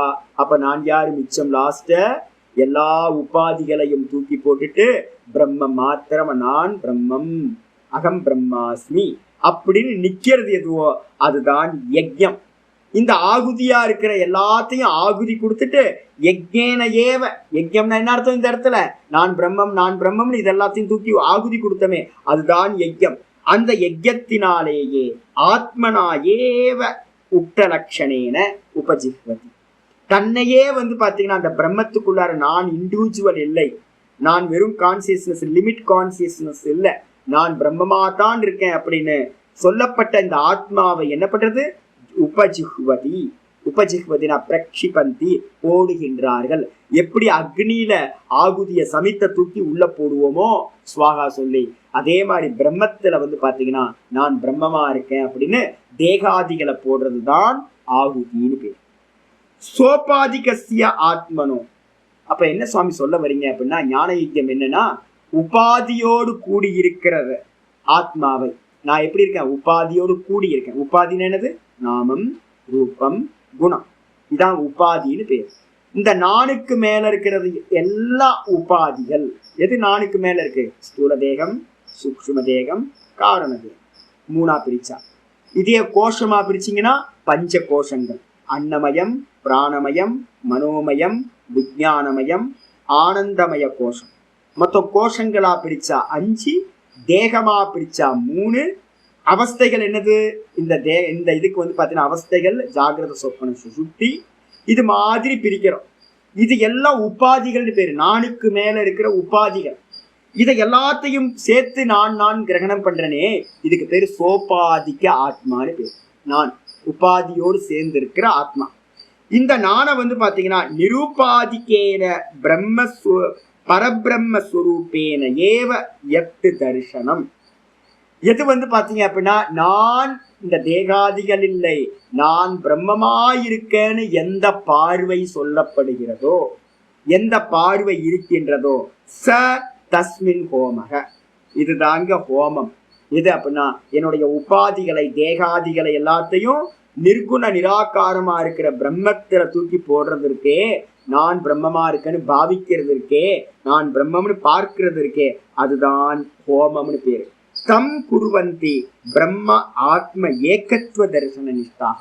இதை செய்கிறார்கள் யாரு அப்படின்னு கேட்டீங்கன்னா, பிரம்மமும் ஆத்மாவும் ஒண்ணு, இந்த உபாதிகள் எல்லாம் வெறும் ஆபாசம், தோன்றுகிறது தங்கத்துக்கு மேல இருக்கிற ஆபரணங்கள் மாதிரி அப்படின்னு ஆத்மான்ற நானையும் சர்வ வியாபகமா இருக்கிற பிரம்மத்தையும் ஒன்றுன்னு பார்க்கக்கூடிய பிரம்ம ஆத்ம தர்ஷன நிஷ்டாக, இந்த ஆத்மாவை பிரம்மம் பிரம்மம்னு பார்க்கக்கூடிய சதா பண்ணிக்கிட்டு இருக்கிற நிஷ்டர்கள் யாரு? சன்னியாசி நகை இத்தியர்த்தக, இவங்கதான் சன்னியாசி. எல்லா அபிமானத்தோட இருக்கிறவன் சன்னியாசி இல்லை. அபிமானத்தை விடுறதுக்கான ப்ராசஸ் என்ன பண்ணிக்கிட்டு இருக்கானோ அந்த ஆளுக்கு பேர் தான் சன்னியாசி, தியாகம் பண்ணிக்கிட்டு இருக்கான்னு அர்த்தம். வெறும் காவி வஸ்திரம் போட்டுக்கிட்டு ஒரு என்ன மாதிரி ஒரு ஒரு தாடியும் ஒரு குடுமையும் வச்சு ஒரு திரிபுத்திரம் போட்டு எல்லாம் இதை கட்டிட்டு இருக்கேன் அப்படின்னா, காவி கட்டிட்டு இருக்கவன் சன்னியாசி இல்லை. சன்னியாசி யாரு அப்படின்னா, நான் இல்லை, நான் இல்லை, நான் பிரம்மமா இருக்கேன், நான் பிரம்மமா இருக்கேன், நான் தேகம் இல்லை, நான் தேகம் இல்லைன்னு ஒருத்தர் சொல்றான் பாருங்க, அவன் தான் சன்னியாசி. அவன் வீட்டுல கூட இருக்கலாம், நீங்களே கூட பாத்தீங்கன்னா இருக்கலாம். அப்ப ஆனா என்ன இருக்கணும்? தியாகம். இந்த உபாதிகளை எல்லாத்தையும் தியாகம் பண்றவன் தான் சன்னியாசி. சொல்லியாச்சு.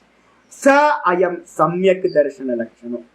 அந்த இந்த நன்றான பார்வை, சம்யக் தர்ஷனம்னு என்ன அர்த்தம்? நல்ல பார்வை.